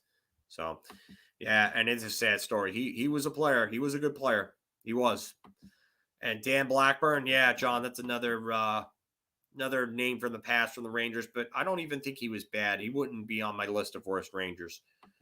Mike Dunham, another. No, I don't know if I could necessarily say that Mike Dunham would be on my list of 50 worst Rangers. I mean, unless. All right, so I'm going to ask you guys for your opinion on this. So for the criteria, if I do a worst Rangers list of like the last 25 years, how do you want a games cutoff where it's like cut off by like, I don't know, 20 games or 50 games or 100 games? Do you want guys that are regulars, or do you even want guys that had like extended cups of coffee, you know? I want to see what you would say, because I would love to see your guys' opinions, because that helps me cultivate the list a little more. So put in the comments here if you want to see everybody, or including people that just had cups of coffee, or if you want to see regulars that were like there for like extended periods of time, like I don't know, like 100+ games or something like that. So. But yes, we will do that. I saw your comment before, Steven, about that. So 20 game minimum, 50 game minimum. I don't know. I somewhere about 25 games, maybe, because then you could say, they were around long enough to see how good or bad that they could be, No cutoff, the name that oh my God, yes. I have the name for it now. We are calling it the Wade Redden Memorial Countdown. Sean Stadler, you are getting all the credit for that one. Oh my God. And Rich wants extended cups of coffee. Let's drag the waters. All right. So I'm going to go with like a 20 game minimum. 20 game minimum, let's just say. Bruce Driver, Dan Boyle, Vladimir Malikov. Yep, the infamous Wade Redden, but we're calling it the Wade Redden Memorial Countdown. Better, Richter, Lundqvist, Shesty, yes. Worse, Vitaly Yeremayev, Johan Holmquist, Tanner Glass. Oh, Beezer. Yeah, Beezer, sorry. I thought you were saying better, and then as a bad, Roman Hammerlick. Yes, Hammerlick is actually no E in it. It's just Hamrlik. Just to give the clarification on the spelling there. I know I sound like a little bit of a spelling Nazi right there, but just my little thing. Michael Delzato. Can we include Nemeth and Tenorti yet? By that criteria, yes, we can. Not Tenorti, but Nemeth we can, because Tenorti hasn't played enough games this season. I wouldn't put Michael Delzato on my worst 50 players, but Boris Mironov. Yeah, that's another good one. Yeah, so Pete, welcome to the show, Pete. I don't think I've seen you here before, unless I have, and I'm just forgetting. That I'm sorry if that's the case. You wonder if Coach Quinn is watching the Rangers himself and say, wow, I really was a dumpster fire for Coach. If you listened to Quinn on Cam and Strick's podcast, then Quinn's not saying that. Quinn thinks that he was right about what he did. Yikes. So Roman Hamrlik is the last number 1 overall pick to join the Rangers before Lafreniere. Yeah, pretty much. Derek Armstrong, who Steven had a funny little thing about Derek Armstrong, about how he was, how he wore all these different numbers, 5 different numbers in 5 different seasons. It was, Steven, I think you said. I remember watching your episode on that, and that was brought up. Christian Dubé from John Weber. That's a good one. John, I don't think I've seen you before, but welcome to the show. If you have been, if you're not a first-time viewer, then I'm sorry. My apologies. Yes, Quinn does think he's a good coach. So, it's four, sorry. Four jerseys for Derek Armstrong. So, and yeah, Lucas, I would listen to it. I only got to listen to a little bit of it. I'm going to go back, but his comments tell you that he's absolutely delusional. He has no accountability for himself, just like Sean says right here. Oh my God. He's bitter. He is absolutely bitter. His tone, you can just tell, like, even in the clips where, like, it's just, like, cut. I've seen some cut clips, like, floating around Twitter. Just, oh, yeah. He just thinks that he thinks that he's a great coach. Like, you didn't win at Boston University with Jack friggin' Eichel, who's one of the top 3 players to probably ever go through the NCAA. Are you kidding me? The only guys who were better that were great in the NCAA and great in the NHL, the only guys that were better than him that you could say at this point, and that were like elite level at their positions, were and I'm not even going to say Jonathan Toews, because Jonathan Toews, his numbers are kind of deceptive, but were Paul Kariya and Eddie Belfour. Eddie Belfour ended up winning the Calder, the Vezina, and the Jennings as a rookie with a 43-win season for the Blackhawks in 91. One of the 3 best rookie seasons ever, in my opinion. And then you have Paul Kariya, who was just phenomenal in Maine, was probably the best player to ever play in the NCAA. So, and yeah, Pete, you're right. Stunted the growth of the youngsters. Kakko, Lathi, Gauthier. Kakko's comments about Quinn are damning. They are so damning if you haven't seen or heard Kakko's comments. Kakko absolutely hung David Quinn out to dry. And damn right. And if you guys have ever seen the clip of Larry David on Michael K's show, he's on there the day after the Calgary game. And Kakko scored a goal and had an assist in that game. And it was probably the best game that he played in his career to that point. And Kakko got called for a BS penalty. And then he benched him for the 3rd and overtime. And even Larry David was like, how do you do that to that kid? Like, if Larry David could come out and say this with conviction like that. And I didn't think that Larry David was a big Ranger fan, but I was like, wow, Larry David's paying a lot more attention to these games than I ever thought he ever did. Like, I've seen him at games over the years. Like, I've seen him come up. I've seen the Curb music come on and everything. But, like, geez, like, Larry David paid a lot of attention to know that Quinn did that to Kakko and to know that he shouldn't have done that. So, for me, Larry David, thumbs up. That's a big like for me, Larry David. Yes, but Quinn developed the man rocket who played a 1 whole shift.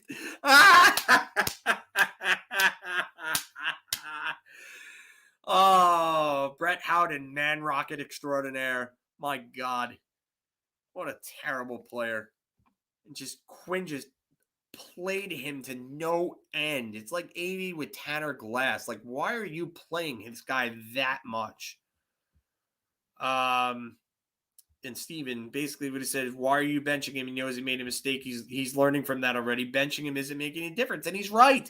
He's right. And that's what Gerard Gallant is not doing. What he's doing is just saying, listen, you got to do this. And I have faith that you can do it. And they're going out and they're responding. They're responding to it. Listen. All right. So let's just say we're talking about us here as people. You're at work, and you make a, hey, Jalen, long time no see, buddy. But yeah, 8th line center is right there, buddy. 8th line center. But yeah, you know what? And this is it. He stands up to he stands up for his players. And that, yeah, he bugged out on Molly Walker. Not that I like the fact that he bugged out on her, but she kind of asked a question that, like, just the way she asked it, she was just, you got to watch those questions the way you ask them. And you know what? Good on Gallant for sticking up for her, but I didn't like the way he snapped. I would have just said, come on, Molly, really? Come on. But Brad Howden will be a high-ranking member of Wade Renner Memorial Countdown. Yes. Quinn was all about Quinn. Yeah, we're starting to see that, Rick. So, but to get back to the analogy I was about to make, we're all at work, and we make a mistake at our jobs, and your boss comes in and lambastes you. How are you going to respond to that? You going to want to work for that boss? You're gonna want to work for him? I'm not. What are you going to respond to better? Your boss lambasting you for making a mistake and blasting you, or a boss that pulls you aside in private, sits you down, and says, this is what you're doing wrong. You could do this. It'll help you be more productive. And I have faith that you can do this. And I know you can be productive for me. Are you gonna work harder for the boss that picks you up? Or are you gonna work harder for the boss that brings you down? Me, I'm working harder for the boss that boosts me up. You know, I want the guy that's gonna be my hype man, that's gonna be in my corner, that's gonna help me out, you know? So yeah, and that's how these players respond. That's why Gallant gets everything out of them. Yes. Lucas, just like I said with the Kravtsov situation with Drury, you need to be able to handle every individual in different ways. David Quinn is John Tortorella without the success to back it up. Now we're in full David Quinn slander hours right now, and I love it. Oh, I do. And Sean, Quinn did everything he could to push all the blame towards anyone but him. Yeah, you're right about that. You're right.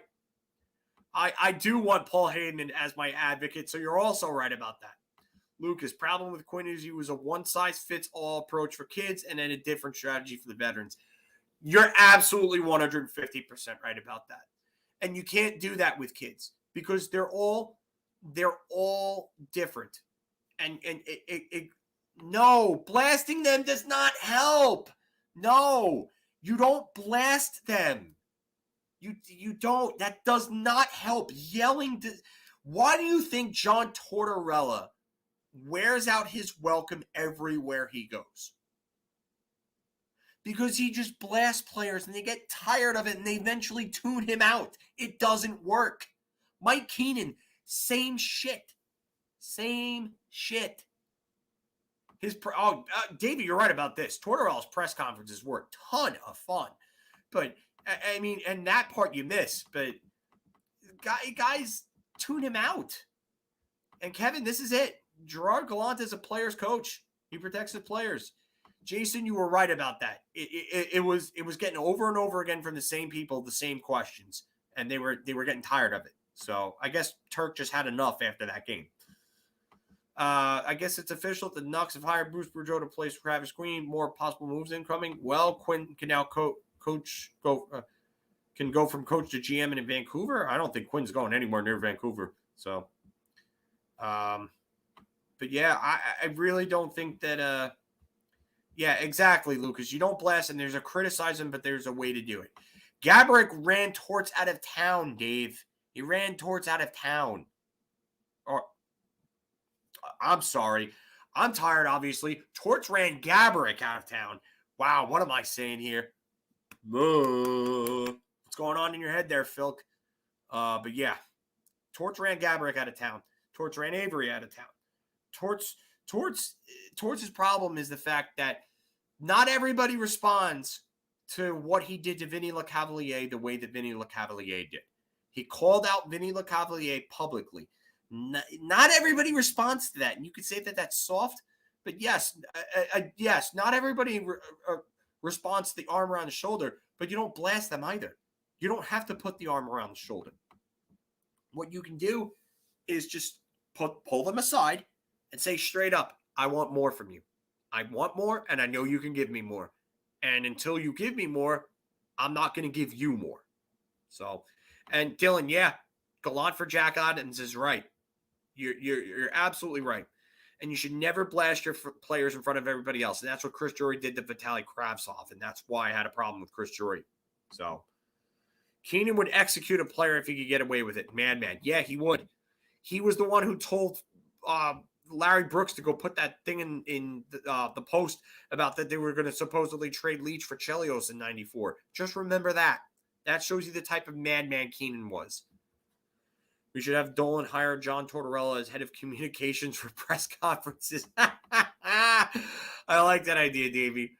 That would be interesting. Quinn's coaching strategy. Bench kids for every little mistake. Vets get away with murder. Zero transition game. Get puck in deep. Dump it in offensive zone. It's only in-game change your strategy. Mix up lines. And yeah, Lucas, yeah. I mean, you guys are both right about this. Quinn thought line shuffling was all coaching was. Maybe in college. Maybe you get away with that in the NCAA if you have a good enough powerhouse team like Boston University was, especially with Eichel. But you're not getting away with that in the NHL. Nope. Sean Torch ran Avery out of town while Avery was starting to put up points too. Torch ego came before everything else. That's why I don't like coaches like that. I don't. Because when coaches get a name like that and they get those egos and those reputations for being hard asses, they get these, oh, I'm a man's man, like kind of like reputation and the intimidation and so on. So, yeah, that's not what you do. Tom Rennie says hi was another one, line shuffling. Didn't like that. Barzal had a wide open net, just had to fire on net. Sibley opted to pass it, and subsequent shot was blocked and puck cleared from zone. That's Matt Barzal in a nutshell for you, and that's why Matt Barzal is never going to be a guy that puts up 85 to 95 points, I don't think, unless he gets like elite wingers. Because he just, instead of doing the smaller things that someone like Crosby would, or McKinnon or someone like that, or McDavid, but it's just, he dances around and does a lot of dumb shit like that sometimes. Great talent, just the head sometimes just isn't there for me with Barzal. I wouldn't hire that fool to coach my college team. You would hope that some foolish college team doesn't hire him at this point. Gallant, on the other hand, is a master at adjusting mid-game to counter our opponents. Love it. I've seen that so many times this year already. It's amazing to see. And the games, I'll go through the schedule again, and I'll point out some of these adjustments if I can here.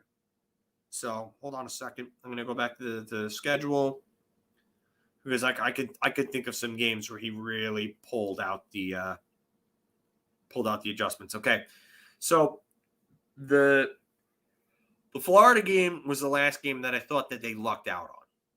Then when they beat Florida on November 8th, the Columbus game, the adjustment that he made was a strong start, because they didn't start strong in any of the games prior to that. So he got the strong start from them in the Columbus game, and they won 5-3. The New Jersey game, they switched things. I didn't think he made a big adjustment in that one, but they ended up winning. The Montreal game, he kept putting out the third line, which to me shows you that he's got a pulse on what lines are doing what. And that, to me, was the big one, because he started playing that line more throughout the game, and it gave them more, and they had a big night that night against Montreal. The Toronto adjustment was the quick puck movement. They were getting the puck quicker out of the zone, and that was big for them. The Buffalo game, I think that there really wasn't like an adjustment made in that one. I would say, if anything, the Islander game, they came out harder in the second period, and they really started pushing the play. I think Gallant told them to get more aggressive on the forecheck, and that's where that game turned around. The Boston game, it was made immediately after the second Boston goal. I noticed a turn in play. He must have just woke them up or something, because the shift right after they scored the Boston scored the second goal, they came out like a house of fire, and they took that game back. So I don't think Vigneault is a young player coach. No, he's not. He's not. Rangers played great when Quinn was out last year. I mentioned that in our earlier videos. I definitely have. Haven't been paying much attention, but Gallant has been a line shuffle. No, he really hasn't. The lines haven't been shuffled a lot. They haven't been. So he has kept things consistent. And that same thing. The Islanders just tied it. 2.3 seconds left, and they just tied it. Ugh. Dave, you jinxed it. You both jinxed it. All right, so that was when I knew that the locker room was lost, and not only that, but it was the games back, the 4 games back, the 2 games against Washington, 2 games against Buffalo, and the 4 slow starts in a row that they had in those games after coming out hard in the 6 games without Quinn. That's when I knew. Good question, Sean. I don't know if Trotz takes over in Philly, though. Could he be a possibility? Sure, but I don't know if he does. Looking back on it, those games where Quinn and was out tell a much bigger story. Yes, I said that back then. So, Flyers got spanked hard by Tampa. That's definitely what we want. I heard University of Michigan could beat some NHL teams. Possibly. Dylan, do I think Shesty is a Vezina finalist? Save percent. If the Vezina voting ended today, I think he would be one of the 3 finalists, along with Markstrom and Jack Campbell in Toronto. So fans in Philly would have a blast with Torts. Rick, you're right about that. Pete, Coach Gallant has the players buying in. It's exciting to see the camaraderie. Can't wait to see this team fire on all cylinders. Yes, Mika Zibanejad has not played his best hockey. I'm not worried, because I think he's going to eventually break out.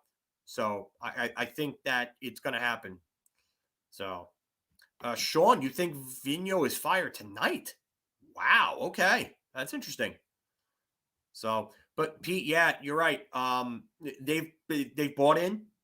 They're buying in. Or I should say they've bought in. They're fighting hard for each other. They play hard.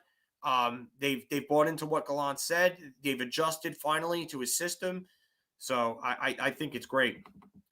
Adjustments are key, and Rangers fans haven't seen in a long time. You're right about that. We haven't had good coaching in a while. So I am wondering, the late Herb Brooks is also a John Tortorella and Mike Keenan. Yeah, different story, Davey. A little different. You can, yeah. So, it's okay. Yeah, Mike Keenan is the worst coach to win Stanley Cup. I don't know about that. Best college team will not beat the worst NHL team ever. I'll discuss that for hours. Yeah, it is. And Michigan has at most 8 future NHLers. Yeah. So Mika has been a late starter. You're right about that. This is like the Ohio State versus Cleveland Browns discussion years ago. College teams aren't on the same level. I would agree with that. I just think that this is. It's funny that people say people talk about Michigan and just how stacked of a team this really is. So it's funny because, like, I think the last time Michigan had a team this stacked in any sport was the early 90s Fab Five Michigan with like Chris Webber and Jalen Rose and all of them. So, yeah. Sorry I was late, and I'm totally for you and Steven doing a prospect discussion show. Yeah, thanks, Brody. Appreciate that. I'm glad you guys are all on board with the prospect discussion, because that's just another. It's more content for us to put out. It's more for Mark and I to talk about, and Anthony as well, because I'm pretty sure Anthony would want to get in on it as well. So, but I don't know if I don't know if we would be doing Rangers and Islanders. I guess we would probably do Rangers and Islanders. Probably do like the first part of it. Watch alongs for live discussion. Lucas, not really. And I only say that because of the fact that I want to be able to do my good, bad, and uglies like the way that I do and do them like right after the game. I think those can be very, very productive. So I personally don't. I want to be able to watch the game and not have to worry about like checking on the comments and doing everything that's just me though. I mean, could it happen eventually? Sure. I personally like being able to just watch and then discuss everything afterwards. I just think that's cool. It helps me pay more attention, helps me give better analysis.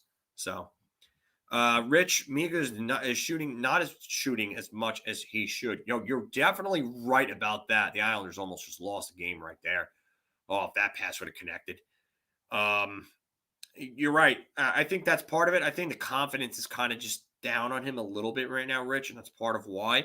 I think once he gets that back, I think it's going to go up from here. So, Pete, what do I think the Rangers will do about the face-off circle?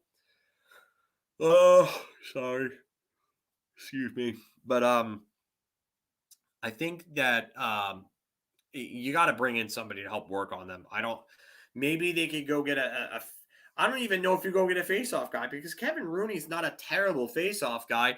And if you're going to bring in a Luke Glendening to win face-offs, I mean, I don't know if that really does anything for the team. They really just have to work on this in the offseason more than likely. So they really got to work on it. But I am wondering if the Rangers, for some reasons, have no problems hitting on great goalies. Oh, sorry. I'm sorry. I've had a long day. But we have a ton of viewers in here right now, and you guys keep coming with the questions, so I don't mind doing this for longer. But the Rangers, they have no problems hitting the goalies. Yeah, it's to go to this comment right here. Basically explains your comment, Davey. Benoit Allaire is just amazing. He's the best goaltending coach in the league for my money. So that's been it. And Spirited Review EXC standings. Wow, yeah, basically. We should do a live watch along where Martha's play by play. You and me and Anthony provide the color commentary. Let the comments handle themselves. That's an interesting one. Rich, Bruce Boudreau's head looks like an old green grape you find at the back of the drawer. Not great goalies. Hall and Hart stinks. I'm not sure of what this means. Yeah, I'm not sure of what that means. The Islanders still get a point tonight. That'll haunt the Rangers close to the playoffs. Time to summon the Trolls. Nah. I don't know about that, Kevin. If Nemeth continues to be bad, do we trade a veteran or bring up Jones? I think they'd probably make a trade. I don't know if they'll do it, though. Wow. Taves almost ended it right there. The Rangers' goalie success predates Allaire. But yes, yeah, and that is true. Richter and Van Beesbrook. Van Beesbrook went from the 80s into the 90s. Richter was a real good goaltender in the 90s. The Rangers have always been really good with goaltending. I mean, Eddie Jockman was really good for the Rangers. The only times that they really didn't have great goaltending was probably like the 80s or the early to mid part of the 80s where they had guys like Bob Froese and guys like that, Glenn Hamlin, so on. So Hole is the goalie from no,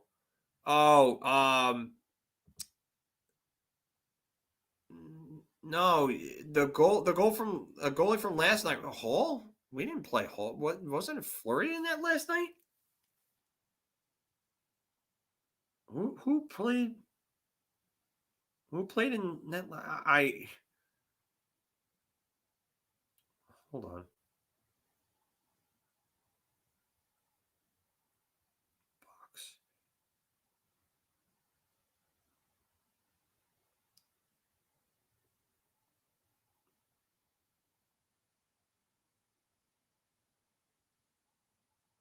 Oh, Kevin Lankinen was last night. What the hell? It was like Hall. Oh, Hall. I was like, what the hell? Yeah, yeah. No, it's Kevin Lankinen. That's right. Yeah. Yeah, he's talking about Aiden Hill. He's talking about, on Sharks. I was about to say that was not last night. That's Friday night. Yeah.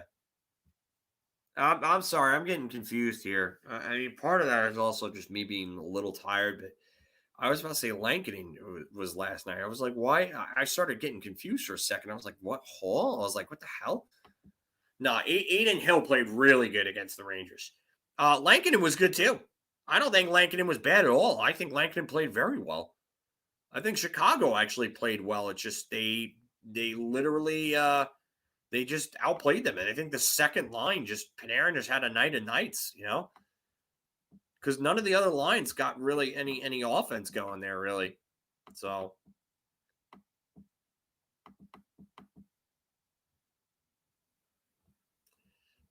going through the comments. Sorry, trying to catch up with all you guys here. I'm just a less famous Miz. Oh my god. Yeah, we're getting that Miz chant going on Wednesday. We're definitely doing that. Yeah, I didn't. That shouldn't have been a goal, buddy. Spirited review. That shouldn't have been a goal. I can't even believe that. So,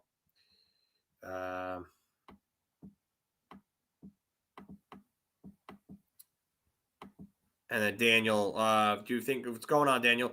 You think going forward, Kakko's a better fit on the Panarin Strong line? I like him on the Mika Kreider line. I really do. But I like him on both lines. I think he works on either or. Yeah, Flurry. There you go. Big save there. But all right. Good night, Steven. Thank you for coming on with us. We'll talk more about the prospects episode. So no worries, but I thought there was a mix up with the goalies. I wasn't sure of what you were saying there, so no. Hey, what's going on, Kurt?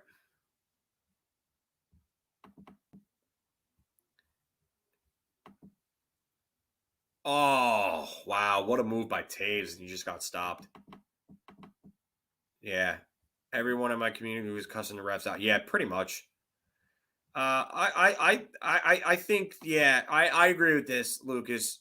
I think that Mika line might need him a little more because I think Dryden Hunt's really fit in the Jesper Fast role with Stroman and Panarin. So I think this is wrong. I don't think that's correct at all, Rich. I really don't. I think that was a Carp rumor, and I think Carpinello started that because Carpinello, ever since Quinn and that regime got let go, if you notice Carpinello's writing, he kind of went off the rails. And you know what? Honestly, if anything, I would say that I think there was more of an agenda to that. Oh, Patrick Kane, what a shot! Oh my god! Oh my god! Oh yeah, Jalen, you were right on top of that, man. Oh my god! Oh, what a shot! Oh, that was fire. Yeah, and yeah, and that was all rumor. It was all rumor because he played so well with them this season before he was moved to Mika's line. So, yep, Kane, and Chicago wins it, and there we go. Isles 11 in a row, no wins in UBS. Oof, that is not a good look for them. That is not a good look, boys, for the Islanders. Anthony, I can't imagine Anthony is being or is too happy right now. Marc-Andre Fleury, 499 career wins. Congrats to him. Wow. I can't believe he has that many. Yeah. So, 11 in a row for the Islanders, UBS. I know all the Ranger fans on here are going to be happy right now with that. Philadelphia got stomped by Tampa. Oh my God! You go do it right now, Dylan. Go do it right now. Go. Just put something in the chat. Just do it. I dare you to. I dare you to. Anthony's little mohawk. Oh my god. Anthony's mohawk is a little flat right now. Oh shit. Oh my god. Oh my god. Yeah. I feel bad for Anthony too. I feel bad for my good Islander fan friends, but I mean it's yeah. Oh my god. Oh, Adam did it. Oh, Jason, you would be so proud of your son. He just chirped Adam in our group text. Oh my god. Oh man. Wow. Yeah, Kane was just fire with that shot. Oh my god. Yeah, I don't bother Anthony much. Anthony is not the type to talk shit to me, and I don't do it to him. Our other friend Pete, who comes in sometimes comments in here, he really gets he really gets under Anthony's skin, and Anthony does that with him. That mohawk and Anthony is a little distracting.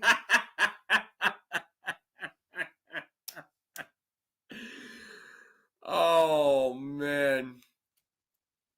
Oh god. Oh, yeah. That is true. You are right next to him, Jason. I did forget this. You guys are probably watching the game together. And let me just say this.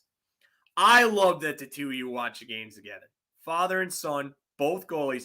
By the way, guys, Jason Rasmussen over here and Dylan are and the other commenter Dylan with the XD afterwards. They're father and son. I play hockey with them. And they're both goalies. And it's the coolest thing to have a father and son tandem come down and play hockey with us.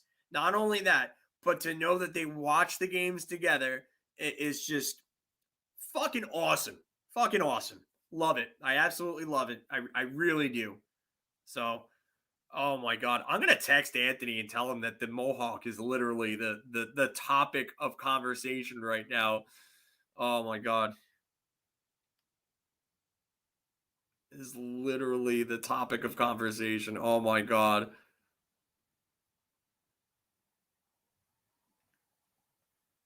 Oh my god, this is hilarious. Oh god, yeah. Now one of the other guys in our group. I can't make this up. So Anthony, I can't make this up. I have to do like a video recording of this because the comments are like, all right. So it started with Rich. Anthony's mohawk is a little flat right now. You guys feel bad for Anthony, and then where else are the other comments? The mohawk shrinkage. Oh god, Anthony's mohawk. Joe Graves said your mohawk was just. Oh my god. It's funny. This is funny as hell, man. Oh my god. The mohawk just ordered it for his prescription. Oh, you guys are killing him. You guys are killing him. Live haircut? I missed that one. Oh, Hunter, thanks, man. Thanks, man. Appreciate it. The best tandem in hockey? Yeah. Oh my god. Oh man. This is funny. Live haircut. Oh man. Bing bong. Islanders lose again. This has become like an I didn't want it to become an Islanders slanders hours, but I mean, I can't help it. I'm not instigating anything. You guys are just doing your thing. I'm just here along, just laughing at everything. Anthony, Spirited Anthony is one of our co-hosts. He's our Islanders guy for Big Apple Hockey. He's one of my very best friends for a long time. We've been friends for 16 years now. He's one of the best Islander fans I know. He's also one of the smartest hockey fans I know. I would put his hockey knowledge of the game. He's also a guy who's been playing for a very long time as well. But I would put his hockey knowledge up against almost anybody I know. He's really smart. I wouldn't say he's big. He's actually not as big as he looks in real life. I'm actually taller than him by like a couple of inches. So Anthony's just in pretty good shape. Kevin Straka, Nylander, and the Yager and Friends line, as I used to call them. Someone make a meme of the Mohawk in the place of Gallant getting in the kick. Oh my god.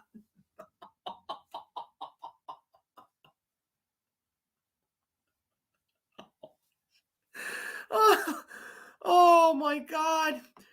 Rich, I didn't forget to mention the Mohawk. I literally took a video of like all you guys, if you guys saw me. Yeah, Jalen, you're taller than both of us, buddy. Can I get like an inch or two from you in height? I just want to be like 5'10", 5'11", please. So this way I can just have a little more success with the women. Oh god. Oh, these comments about the Mohawk are just hilarious. The Mohawk must be on blue pill life support right about now. Anthony's Mohawk is looking a little flaccid right about now. Oh my god. Oh my god. Yeah, I'm gonna have to. Yeah, I have Andrew's number actually, Dave. I'll call. I'll text Andrew and ask him. So, oh, how short are you, buddy? How short are you, Spirit? But yeah, Andrew could come up. I wonder if Andrew. You know, I should probably check Andrew's thing because he's probably done some Islander slander hours tweet by now because I know how Andrew is. What's going on, TCH JR? So, oh, you're 4'11". Oh, okay, all right. I can't rip Anthony. He is a good guy. No Mohawk for you.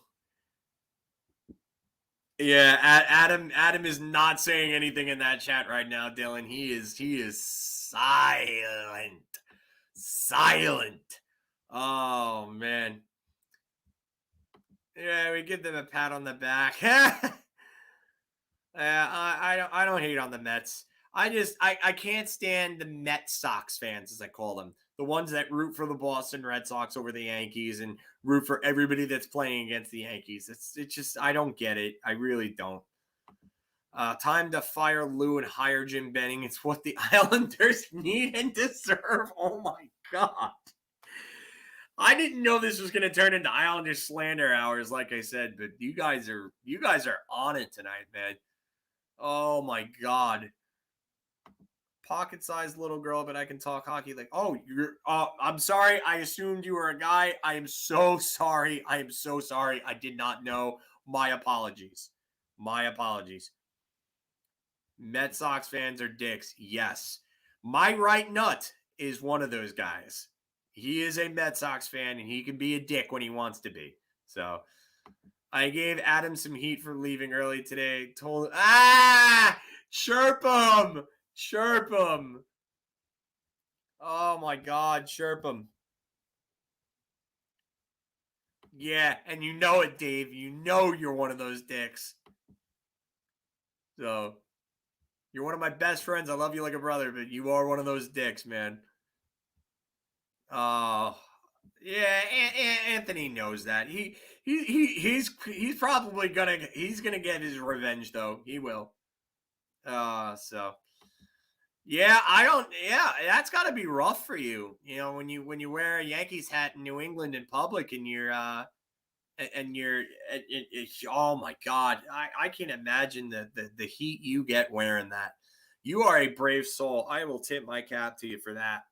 I'm wearing a Bauer one right now, so I plead the fifth. Fifth. There's so many amendments to choose from. I can only choose one. I choose the fifth. God, I love Dave Chappelle, man. You know there's no Sox fans who back the Mets. When they play the Yankees, yeah. You're a girl too. I'm so sorry. I'm sitting here and because I'm just thinking that the vast majority of our viewers are guys. like I know Shannon's in here. I know Shannon, obviously her name's on there. So Shannon, I know Shannon's a girl, and I've met Shannon. And Ariana, I can tell by her name. But I mean, I didn't know you two were girls. I'm so sorry. I'm really am sorry. I didn't know that. Yeah, we're getting all the ladies in here tonight. I love it. I love more female commenters. This is awesome, you know? Breaking Islanders fire Lou Lamoriello and hire John Sabato. Oh God, Sean. Yeah, gender the ASLs from AIM ASL age sex location when you were like in like the old AIM chats and stuff like that years ago.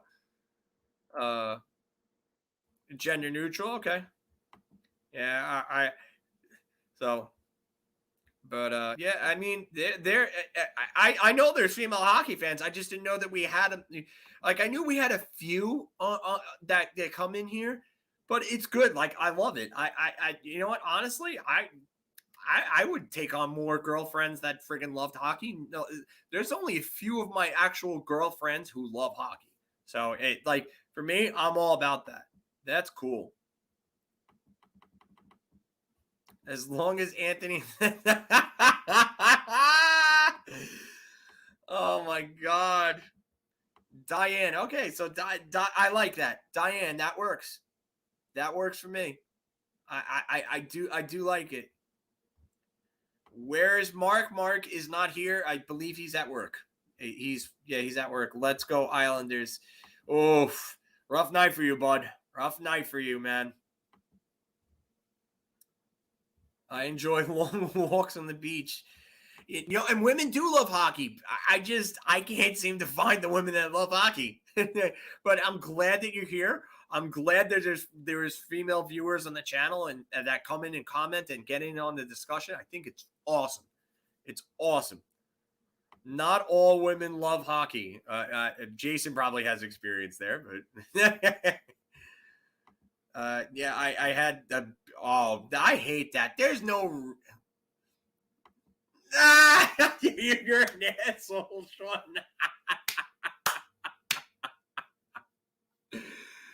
Oh my God.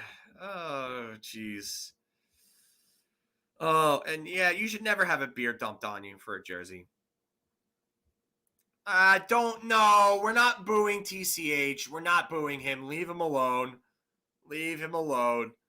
Leave him alone. It's enough. He's gotten. When you're going through that type of streak, I can't imagine. So you know what? Leave him alone. So, and there you go. That's always good to have a best friend that'll protect you if needed. So, but yeah, I didn't think we were gonna get this much of a chat going. I mean, I might have to go get a freaking Red Bull or something like that to stay up with you guys. Oh my God, guys and girls, sorry, but it's awesome. It's awesome. So now when I see your screen name in there from now on, Diane, I know it's you. I like that. I can remember your name. That's an easy one for me to remember. I have family with that name. So, am I a Mets fan, Davey? No, I'm not. I'm a Yankees fan. I'm a diehard Yankees fan. So, I usually chat with Saps, but he's been MIA. I don't mind Saps. Saps is a fan. Saps is. I've seen some of his videos. He knows his stuff. So, you know, I don't mind him at all. I think he's a decent kid. You know, getting a beer dumped on you for a jersey is something to expect from Philly fans. Yes. Jason, I would disagree with this. I do enjoy like a good tennis match with like if you gave me like Federer, Nadal on clay, I would watch that. Like Federer, Nadal in their heyday, in their primes were just ridiculous together. Like just watching it, I just love it. And like those guys would go at it volley for volley for volley, and they were intense matches. But then again, it probably helps that I grew up with my grandfather being a tennis pro. So he taught tennis, was a tennis pro, was a squash pro, traveled all over the world to play squash and tennis. So, yeah, I have a disposition with tennis, and I do hold it in a very high regard because it's a highly skilled game that you need a crazy amount of cardio for. So I usually get me during work days. I'm throwing everything. Yeah, you are throwing everything at me tonight. You are, buddy. You are. My draft reaction. You liked my draft reaction? Oh, jeez. Oh my God. But you'd rather watch curling? Uh-oh. No way. No, I can't watch golf over baseball. Golf is way too slow paced for me. Yes, there are donations. You can do that. I don't know exactly how to do it. I think one of the other guys in the chat might be able to help you with that, Kevin. I'm sorry. I don't know how to. I think. Hold on. Share. No. Invite. No. I don't know how to. I think there's an option for it. There's an option for it in oh yeah, see here you go, Kevin. There's a dollar sticker in the bottom left-hand side of the screen. Yeah, I don't have it since I'm the host here. The super chats, yeah. Next to the emoji. Yep. So, okay, so let's get back to that Mohawk.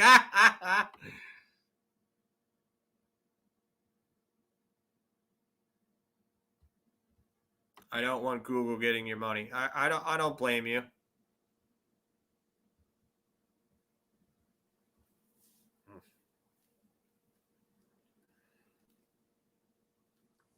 Yeah, I've ever watched Olympic curling. It's interesting to watch. They're saying that. I'm not sure. I think Mark really handles that. So any donations we get, Mark handles it. So, but I believe that they're pretty much right about telling you. I know there's an icon.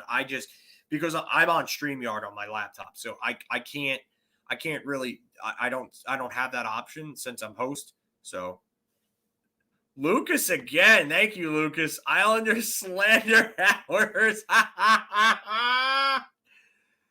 Kevin meant a PayPal link. I don't think we have a PayPal link. So, but thank you very much, Lucas. Kevin, thank you, buddy. We appreciate that. 2 in one night, or actually 3 in one night. John came through again. So that's 3 in one night. I think that's the most we've had in one night. Thank you very much, guys. We appreciate that. Kevin, John, Lucas. I mean, yeah. I love this comment because it's so true. I'm doing the work right now. Mark's handling the money. Sounds sketchy. Oh, I gotta highlight this one. Oh, I'm gonna take a picture of this because I'm gonna send this to Mark and he's gonna laugh. Oh, this is gonna be great.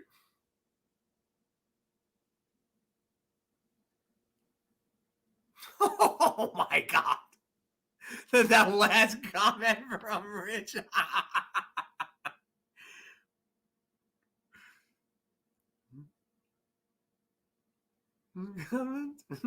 Anthony. The comments won't stop. Oh my God. Oh, this is great, man. This is amazing. Dave, have a good night, bud. Yeah, I don't know how you're still up with me right now, man. You got work at 5. You need to go get sleep, buddy. Have a good night, bud. And Lucas, you too, buddy. Have a good night. Thank you very much. Let's go Rangers. It has you feeling some type of way. It has us all feeling some type of way, man. Oh my God. Dude, how can we not love life right now with this team being the way that they are right now, man? It's amazing. It really is. So, yeah. And Jason, I can't thank you enough for this comment, man. I really can't. I appreciate it. We really do. We really do, man. Mark has great hair. He does. He does have great hair. Anthony, on the other hand, everybody, I have terrible hair, as you can see. I will put my hat back on now. So yeah, that's why I can't make fun of anybody's hair because my hair is absolutely terrible. But Rich wants to start a GoFund for the Mohawk. Oh, cheers. Maybe time to go back to all things Rangers. Oh God. Islanders haven't won since daylight savings time. Stat points. Oh my God. Oh man. Diane, I figured the Isles would have just gotten a win. John, thank you very much. Appreciate it. You have a good night, buddy. You're very generous to us, man. We appreciate that. We really do. And I figured the Isles would have gotten a win at home by now. Geez, yeah, I thought so too. I thought they were going to win their opener. I was like, you know what? They'll come out. I didn't realize they had that many guys missing, but I figured they would come out, hard and really, really, really, play hard to win there. And just, oh man, they're on some type of spiral right now. Roasted nuts is, yeah. I guess this is the theme of the night, roasting. So. Mike, if the Islanders keep losing, Anthony will need a GoFundMe to save the Mohawk. Oh, jeez. You guys are relentless. Oh, my God. It's okay, but we didn't win our opener either. No, we didn't. I'd send money, but I can't recover my Apple. Sean, no worries, buddy. No worries, man. Schadenfreude for the Islanders. Jeez. Yeah, they have some injury problems and some COVID problems, yes, but yeah, I mean they've gotten guys back. I mean Bailey's back, Lee's back, Pelech was back. I know that I don't know. Did Pelech come back? Because I was kind of looking back and forth between this and my TV, doing this. So I don't know if Pelech came back. But so I don't want to sit there and say, Oh, Adam finally responded in our group chat. The guy that Dylan is trolling, he told him to eat a you know what. So, oh man.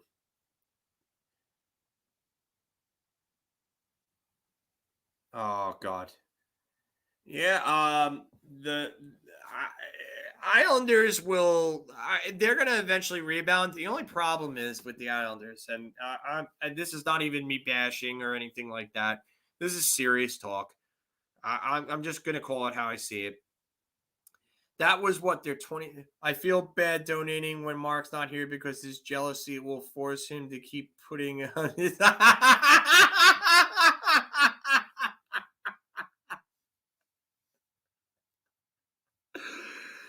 Oh my God, the trolls. I love the trolling. It's great. I really do. Oh my God. They're going to get tired. Fourth donation.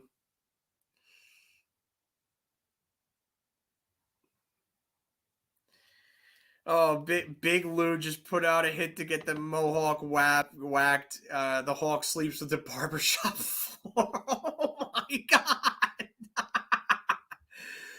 Okay, so Pelech did come back. Okay, yeah. Mark his head shit. Headshot. Oh my God. But yeah, but again, thank you very much, Brody. I appreciate it, man. We really do. And you guys are all super, super generous to us. And if you guys and girls all can, just hit the like button on the YouTube link, like the video, share it, subscribe it, whatever. I just word of mouth always helps too. Just tell your friends, family that are into hockey about Big Apple hockey, and how much if you like our content, just tell everybody about it. And I love it here. I do. I mean, I love this community. You guys are all great. You girls too. Just all awesome. Pelech came back, then he left 5 minutes later in shame. What is he, Dennis Lemieux in Slapshot? First, you go to penalty box. and you feel shame, and then you get free again. Jason, do I think the Olympic break will affect our playing at all? I hope not. I hope not, because they're playing well. They're playing really well. And you got to remember, the Olympic break isn't until February. So there's a while before the Olympic break. So if they continue this type of play through that, you'd have to be pretty convinced that the team's legitimate, you know? The Boston game with the Rangers was the last game I saw on TV. What happened to ESPN getting the games? Do you have ESPN Plus, Spirited? If you have ESPN Plus, you should be able to get all the Ranger games.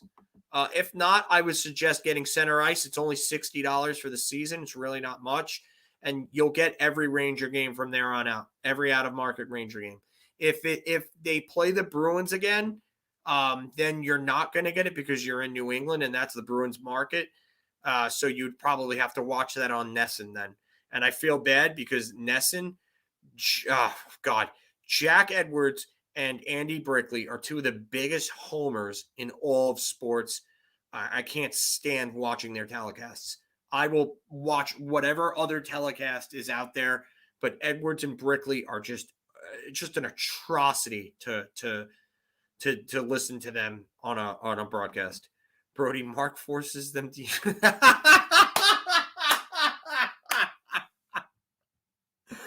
Oh my God, you guys are great.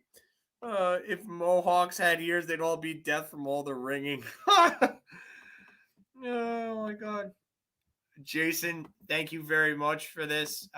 We appreciate that. I mean, we haven't really had any of our commenters on. We want to do meetups and stuff, but at some point, I think we will explore doing maybe some sort of video chats, but that's probably going to be down the road. We really have to figure things out. And Mark just got all the things he just commented in our group text, and he's laughing at everything. So what were you going to say about the Islanders? The Islanders, they have all their guys. They have most of their guys back. And they're still missing some guys, but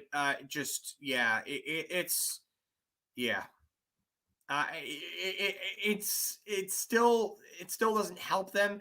But the Islanders' problem was they weren't even playing great before all those guys went out. And like the biggest thing I see with the Islanders, and I've said this on Twitter, was that they're not playing Barry Trotz hockey. Like they're just not.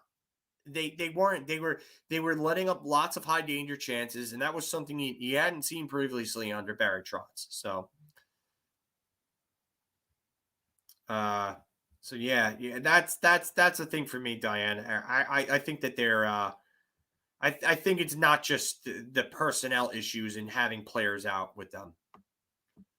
If you ever see Ann with a buzz cut, it's because the Mohawk is the emergency backup. Oh, yeah, Kurt, that's probably a long time away. If you're talking about us doing the video chats, by the way, that's it's probably a while away. But the Olympic break is still a while away as well. So, Rich, I hope they cancel the NHL and the Olympics. I don't think they do it as of yet. Michael, thank you very much. We appreciate that, bud. And you have a good night, too. NESN is horrible in terms of their hockey stuff. And you're right. There is no stopping Sean tonight. Oh, man. Hulu and ESPN Plus are a cheap Disney stream package. Yeah. So meet at Boss Croakers. We are going to meet at Boss Croakers. Great bar, great food, bad bartender. Oh, Mark is getting verbally assaulted tonight. When is the meetup? And it was the 28th, but it got canceled because of COVID.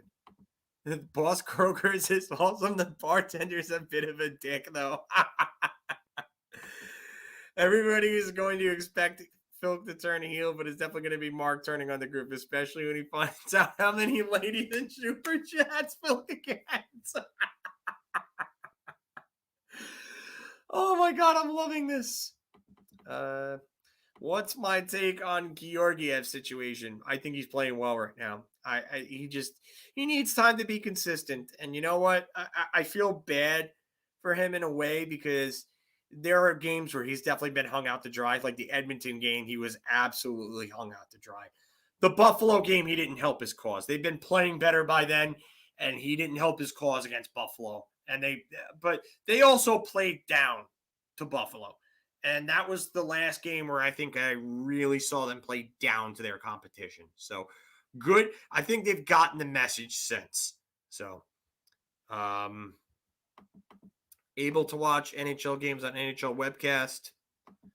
Dylan, I love these live streams. It keeps me fully updated on hockey. Thank you, buddy. I appreciate it, Dylan. I really do. I all you guys coming in here and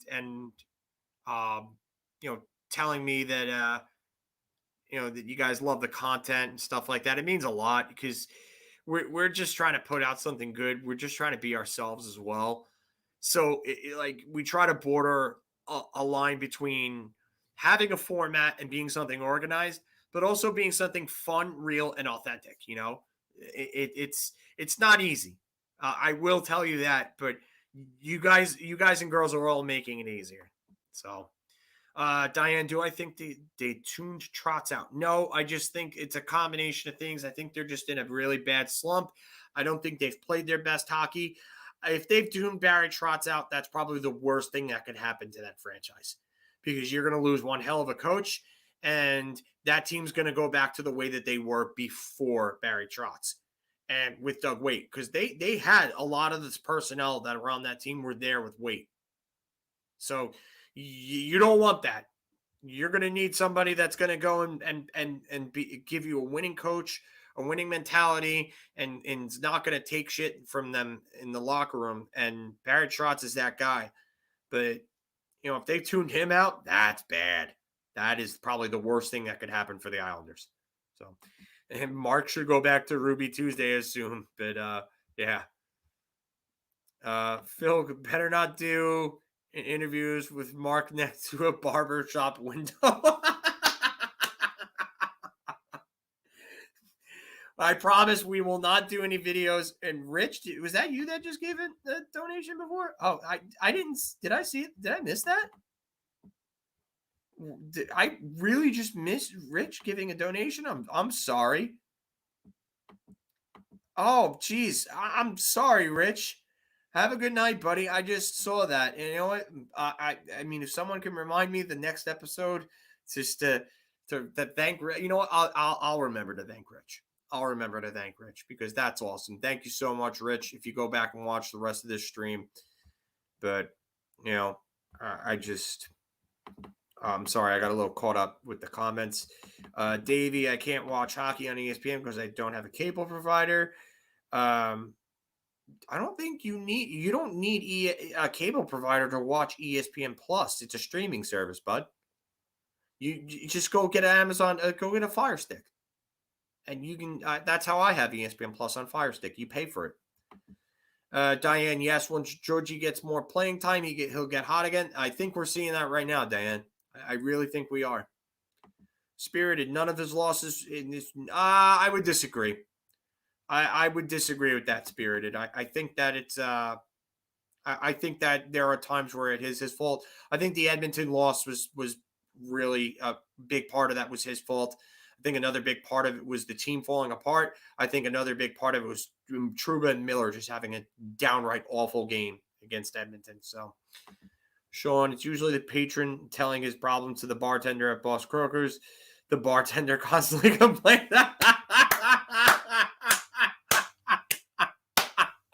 I'm sending him this one because this comment is hilarious and he's going to laugh. Oh my God. And Brody, yeah. Rich started the Mohawk train. That was great. Oh my God. Oh, Rich. Yeah, man. Oh my God. It's Just, yeah, the team wasn't playing good in front of him, though. I mean, the Edmonton loss is the last one that I could think of where Buffalo was his own doing. They didn't lose that game, but that Georgiev let up a couple of soft goals in that game. He got himself pulled. And you know what? Good on Gallant for noticing that, what was the 5-0 loss? Was that him? The Calgary loss? The Calgary loss, they just got shellacked. Calgary's had their number. The Calgary, both times Igor Shesterkin lost to Calgary. That wasn't Georgiev. Georgiev lost opening night to Washington, but that wasn't all him. I'm not gonna blame Georgiev for that. He hasn't had a lot of games this year, so it's not. It's like kind of tough to go through those. But and Dylan, thank you very much, buddy. You have a good night. Take care, buddy. Well, I'll see you either Friday or over the weekend. We'll play some more puck. All things Mark tonight. Yes.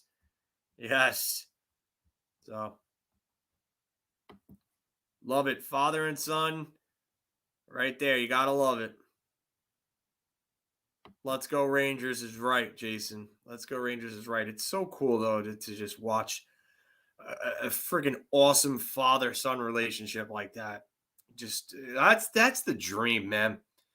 When you want to have a kid, you want to have a son, or even a daughter that just gets into hockey, and you're both Ranger fans, and you just, oh my God, it just, yeah, it's awesome. That's awesome. Davey, have a good night. Dylan, yeah, that's awesome. It's great. I love it. If it wasn't for the Calgary games, the Rangers would be getting much more respect. Yeah. Oh, Joe, that's just wrong. Oh, man. You guys are rough on Anthony tonight. Oh, my God. Oh, my God. That's terrible. That's just bad. You guys are rough. You guys are rough, man. I mean, I can't say anything because I have terrible hair. I should probably just shave my head again. But it's just too cold to do that right now. But I mean, oh my God, you guys are brutal. Brody is right, brutal. And yeah, your dad's an Isles fan, spirited, and TCH, who's an Islanders fan, goes, your dad gets it. I'll tell you right now, the Islanders are they've got to start winning games.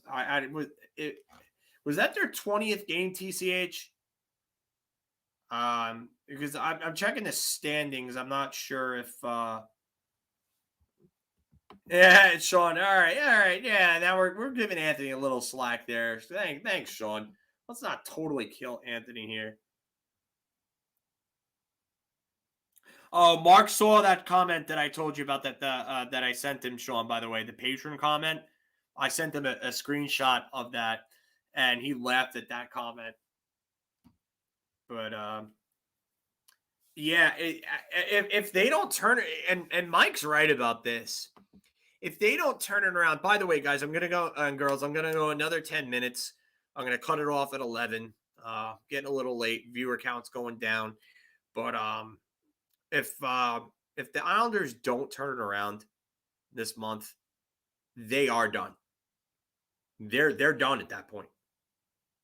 If they go through another stretch where they lose another, because you got to think about it this way. If that's game 20 for the Islanders, I'm going to refresh the app because the standings will be updated at that point. Sorry. So the Islanders have 15 points. Yes, they have 15 points. Okay, so that's updated.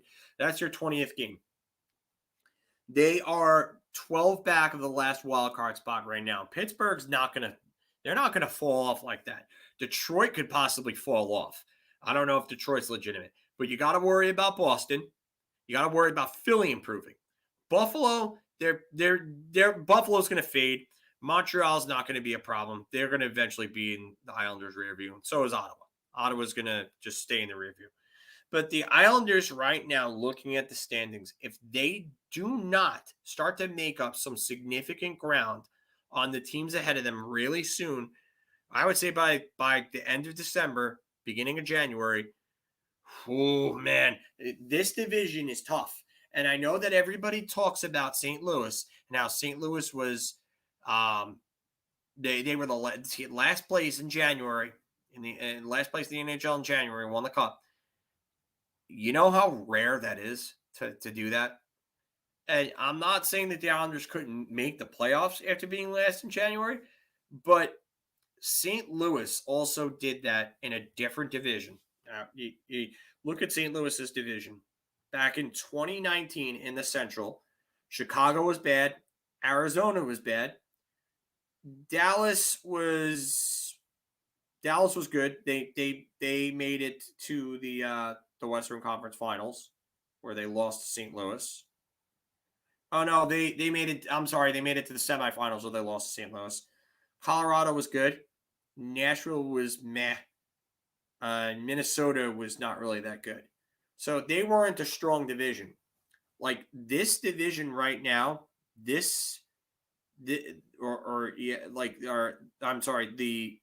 Eastern Conference right now has 1, 2, 3, 4, 5, 6, 7, 8, 9, 10, 11 teams that are 500 or above if you include Jersey because they're 500. So they have 10 teams that are above 500. You know what? It's tough, man. It's going to be tough for them to really gain ground, especially in this division when these teams continue to play well.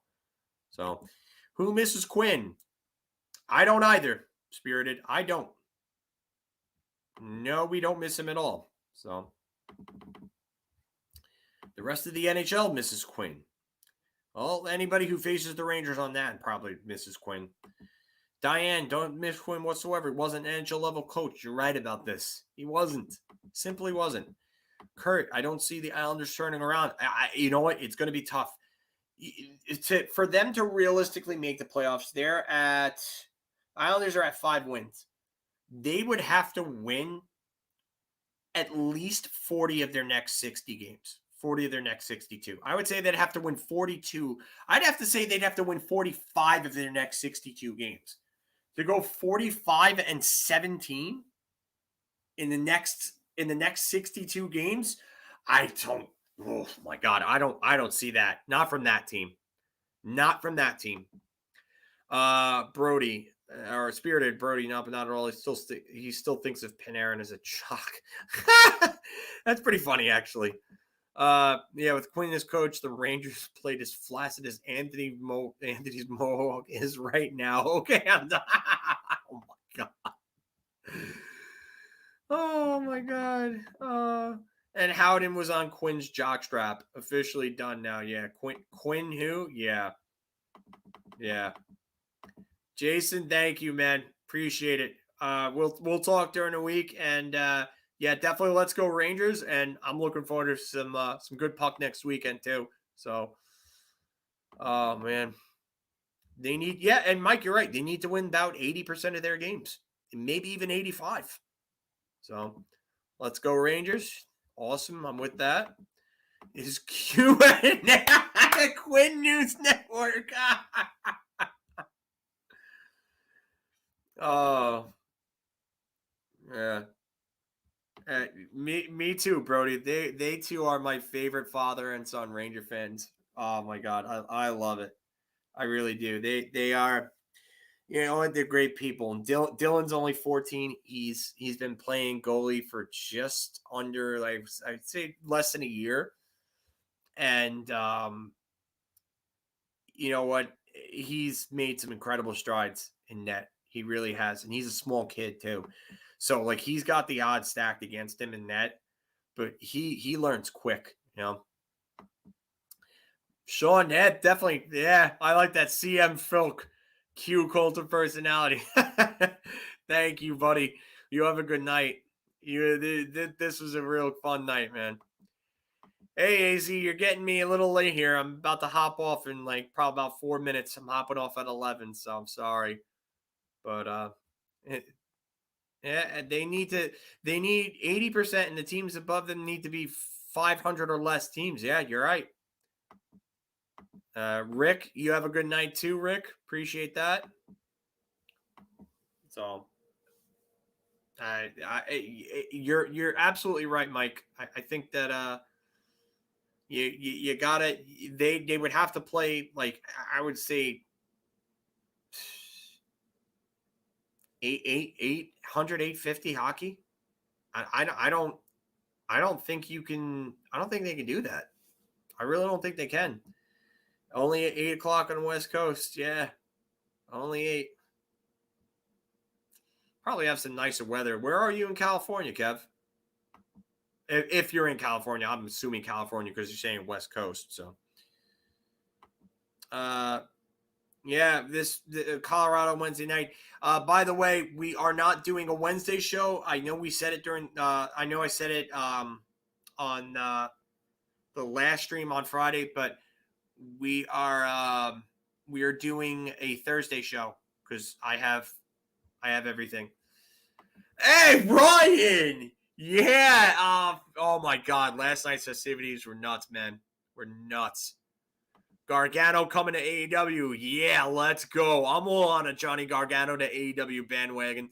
Either that or New Japan for Johnny Gargano. And Kurt, no, I do not think either one of them are going to get offer sheets. I just don't think you're going to see them anymore, especially after the retaliation by Montreal for Jesperi Kotkaniemi for the Sebastian Aho offer sheet. I don't think we're going to see that, man. So, yeah, Ryan, that was nuts last night. That was nuts. Oh my God, I had to go back and do the good, bad, and ugly thing, but I'm actually hopping off in like 2 minutes, Ryan. You got me like right at the end. I wish you would have been on a little earlier, bud, because I've been on for almost 3 hours now. Usually these videos are like anywhere from like an hour to an hour and a half, but we had like a really, really high viewer count for a long time. So, oh yeah, East Coast, Best Coast. There we go. I like you, Kevin. I like you.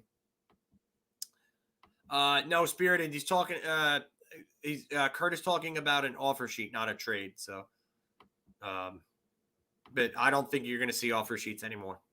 I don't, and not after that retaliation by Carolina for the Montreal one. So, but I'm going to wrap this up now. Thank you all for coming on. I appreciate all of you. And to everybody who made donations tonight, Rich, John, Lucas, Brody.